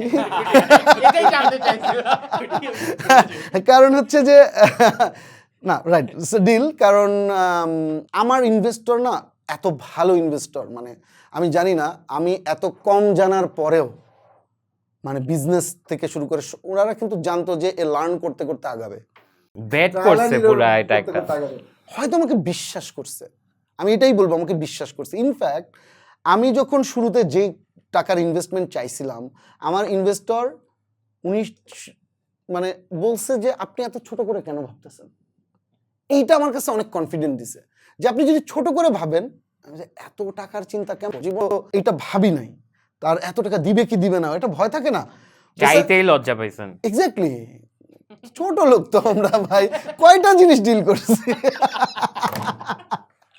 কারণ হচ্ছে যে মানে রিয়েলি আমার রিয়েলিটিটা আমি বুঝি, কারণ আমি মধ্যবিত্ত পরিবারের সন্তান, আমি প্রাইভেট ইউনিভার্সিটিতে পড়ছি, আমার বাবার টিউশন ফি জোগাড় করতেই খবর হয়ে গেছে, আমার নিজের খরচ নিজের জোগাড় করতে হয়েছে, তারপর একটা প্রোডাকশন হাউস দিছি, একটা সাকসেসফুল প্রোডাকশন হাউস হয়েছে ডেফিনেটলি, কারণ আমি অনেক প্রজেক্ট করছি পপকর্ন আমার প্রোডাকশন হাউস থেকে, কিন্তু সেটারও তো একটা লেভেল আছে যে কত লেভেল পর্যন্ত আমি আসলে, তো ওটিটি প্ল্যাটফর্মের গেমটা কিন্তু এইটা না, এর চেয়ে আরো 20 গুণ 30 গুণ বেশি ইনভেস্টমেন্ট নিয়ে আসলে নামতে হয়, তো এটা চাইতেও তো ভয় লাগে ভাই, ঠিক আছে। তো আমরা ইনফ্যাক্ট আমি তখন মার্কেট সাইজও জানতাম না, আমি যতটুকু মনে করছি যে এটা মার্কেটের জন্য রিয়েলিস্টিক, আমি ততটুকুই কিন্তু ইনভেস্টমেন্ট চাইছি, কিন্তু যারা ইনভেস্ট করছে তারা হয়তো আরো বেটার ভিশন থেকে এটা বলছে যে না আপনি জিনিসটা ভালো করে করেন, কোয়ালিটি করেন, কেন ওনারা আমার উপর মনে হয় বিশ্বাস করছে, এই কারণে আমি অনেক কৃতজ্ঞ।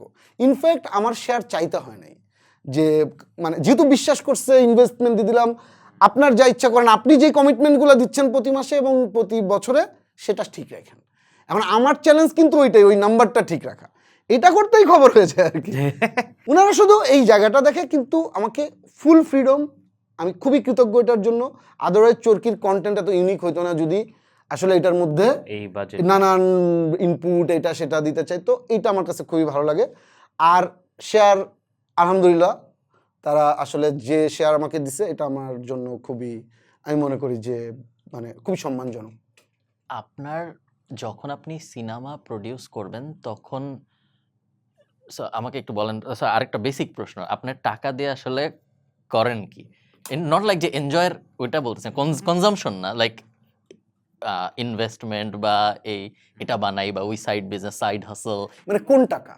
আপনার নিজের টাকা, আপনার নিজের টাকা। আমার নিজের ইনকাম খুব বেশি নাই। শিওর আমরা বিশ্বাস করছি। আমরা বিশ্বাস করি না মানে ওই যে সিনেমা বানাচ্ছে না, এটা তো একটা স্ট্রাগলিং টাইম চলতেছে, কারণ যতদিন না পর্যন্ত স্ট্রাগলিং ইনভেস্টমেন্ট টাইম চলতেছে, স্ট্রাগলিং টাইম বলবো না, সবকিছুই স্ট্রাগলিং। বাংলাদেশে আরো অনেক সময় লাগবে বাংলাদেশে সবকিছু স্ট্রাগলিং, এটাই আজকের কোচ। কিন্তু একটা জায়গা পর্যন্ত প্রফিটেবিলিটির জায়গায় গেলে তখন হয়তো একটা হিউজ মানি ফ্লো, কিন্তু তার আগ পর্যন্ত আমি মনে করি যে আমি নিজেও না অনেক লাক্সারির মধ্যে আসলে বড় হই নাই, হইতেও চাই না, কারণ লাক্সারি অনেক সময় না ক্রিয়েটিভ জায়গাটাকে অনেক মানে নষ্ট করে দেয়, শব্দটা বলবো না, কারণ অনেক লাক্সারিয়াস মানুষ ক্রিয়েটিভ হয়েছে, আমি ওইটা বলতেছি না, কিন্তু আমার কাছে মনে হচ্ছে যে একটা লেভেলে কমফোর্ট জোন লাগবে, এটার জন্য এই পরিমাণ টাকা লাগবে, কিন্তু এটার না একটা গন্ডি থাকা দরকার। নাহলে মানি গেমটা হচ্ছে এরকম একটা জিনিস, আজকে আমি 100 কোটি টাকা কামাইলাম, আমার কাছে যদি ইনাফ মনে হয় 300 কোটি টাকাও 2 দিন পর ইনাফ মনে হবে না, 5000 কোটি টাকাও ইনাফ মনে হবে না, so it's a number change হবে, কিন্তু আমি শান্তি পাবো না। তো আমাকে একটা জায়গায় সেট করতে হবে যে আমি এইটার মধ্যে দিয়ে থাকবো, এটার মধ্যে দিয়ে এনজয় করব। তো আমি কিন্তু মানে আলহামদুলিল্লাহ যতটুকুই আল্লাহ ইনকাম দিছে, আমি আসলে খুবই একটা নর্মাল, যতটা নর্মাল ভাবে মানে থাকা যায়। সো কোথাও ইনভেস্ট করেন নাই? কিসে? Like ধরেন না আমার সমস্ত ইনভেস্টমেন্ট গোল্ড, যদি আমি বলি, জমি, অ্যাপার্টমেন্ট, দামি গাড়ি, কিছু তো অবশ্যই মানে মানে এটাকে কি বলে প্রপার্টি অথবা কিছু তো অবশ্যই থাকতে হবে বেসিক। না আমি একটা বিজনেসের প্রতি আসলে ডিভোটেড থাকতে চাই, তো অন্য জায়গায় খুব বেশি আমি মাথা দিতে চাই না, মানে অপরচুনিটি থাকলে আমি অনেক বেশি কাজ করতে চাই না, আমি একটা কাজ ভালোভাবে করতে চাই always. Okay, I think will end this year. Last হচ্ছে আপনার ফিল্মটা থেকে কি এক্সপেক্ট করবে, আর ওইটার ইকোনমিক্স যদি বলতে চান ওইটাও বলতে পারেন, যে কত টাকার কি হচ্ছে। এই সিনেমাটা আসলে কত টাকার হচ্ছে এটা একটা অদ্ভুত গেম তৈরি হয়েছে, কারণ আমার সিনেমাটার 70% শুটিং হচ্ছে দেশের বাইরে। তো আমি জাস্ট রিসেন্টলি ফিরলাম হচ্ছে কাজাকিস্তান থেকে, তো ওখানে রেকি করতে গেছিলাম। তো ওখানে যাওয়ার পর যে ধরনের লোকেশন পাইছি, যে ধরনের টেকনিক্যাল সেট আপ পাইছি, আমার তো এখন আছে না এটা আরো বেটার করতে ইচ্ছা করতেছে। তো এটার তো একটা লিমিটেশন আছে। হ্যাঁ, অনেক ভালো বাজেটের একটা সিনেমা তো আসলে হইতে হবে, ভালো বাজেট ইনভেস্টমেন্ট হবে, কিন্তু এইটা ইনশিওর করতে পারি যে যত টাকা আসলে ইনভেস্ট হবে ভ্যালু ওয়াইজ এটা আরো বেটার ভ্যালুয়েশন পাবো। কারণ হচ্ছে সবাই অনেক কষ্ট করে সিনেমাটা করতেছে, হ্যাঁ, অনেক দুর্গম লোকেশনে অনেক কষ্ট করে, কারণ এটা ভালোবাসা থেকে করতেছে আমি মনে করি, অথবা আমার সাথে যারা কাজ করে আমার প্রতি ভালোবাসা থেকে করতেছে। তো এইখানে ইনভেস্টমেন্ট অবশ্যই ভালো একটা ইনভেস্টমেন্ট, কিন্তু ইউনিকনেস যদি চিন্তা করি, মানুষ এই ধরনের সিনেমা বাংলা সিনেমায় দেখে না। এটা সবাই তো আবার বলে আমার সিনেমা ডিফারেন্ট, মানে এটা আগে কখনো হয়নি। তো এখানে মূল বিষয়টা হচ্ছে ভিজুয়ালি এটা একটা ডিফারেন্ট ভিজুয়ালের সিনেমা, যেই ভিজুয়াল আমরা সচরাচর দেখি না, এটা আমি এনশিওর করতে পারি। আর একটা হচ্ছে যেই গল্প নিয়ে আমি কাজ করতেছি সেই গল্পের একটা ডিফারেন্ট পাওয়ার আছে, যেটা আমি নিজে আমার লাইফে কখনো ডিল করি নাই। মানে এতটুকু আমি মানে বলতে পারি যে আমার তো অনেক টেলিভিশন প্রোডাকশন হোক, সিনেমাও আমি করছি, চোরাবালিও করছি, কিন্তু আমার কাছে লাগে যে আমি এইরকম গল্প নিয়ে, কারণ গল্পের স্কেলটাই এত কঠিন, মানে আমার কাছে মনে হচ্ছে এত বছর পর আমি সিনেমা বানাইতে আসছি, কঠিনেরে ভালোবাসিলাম, ওইটা হইতে হবে আর কি। তো এখন দেখা যাক, মানে ইউনিকনেস থাকবে, ভিজুয়ালি প্রফিটেবল হবে নাকি না, তাহলে আপনার নেক্সট সিজনে আপনাকে এটা জিজ্ঞেস করব যে আপনি রাইট নাকি রং। মানে আমি তো চেষ্টা করি প্রফিটেবল হবে, কিন্তু এটা তো সিনেমার হিট ফ্লপ অনেক কিছুর উপর ডিপেন্ড করে, এটা আমি ক্লেম করতে চাই না। Let's see. We'll find out. Thank you so much, ভাই। I hope আপনি মজা পাইছেন। না, ভালোই লাগছে, অনেক আড্ডাবাজি করলাম, অনেক কিছু। থ্যাংক ইউ ভাই, না আর তেমন কিছু বলার নাই। Thank you. Bye bye. Tata.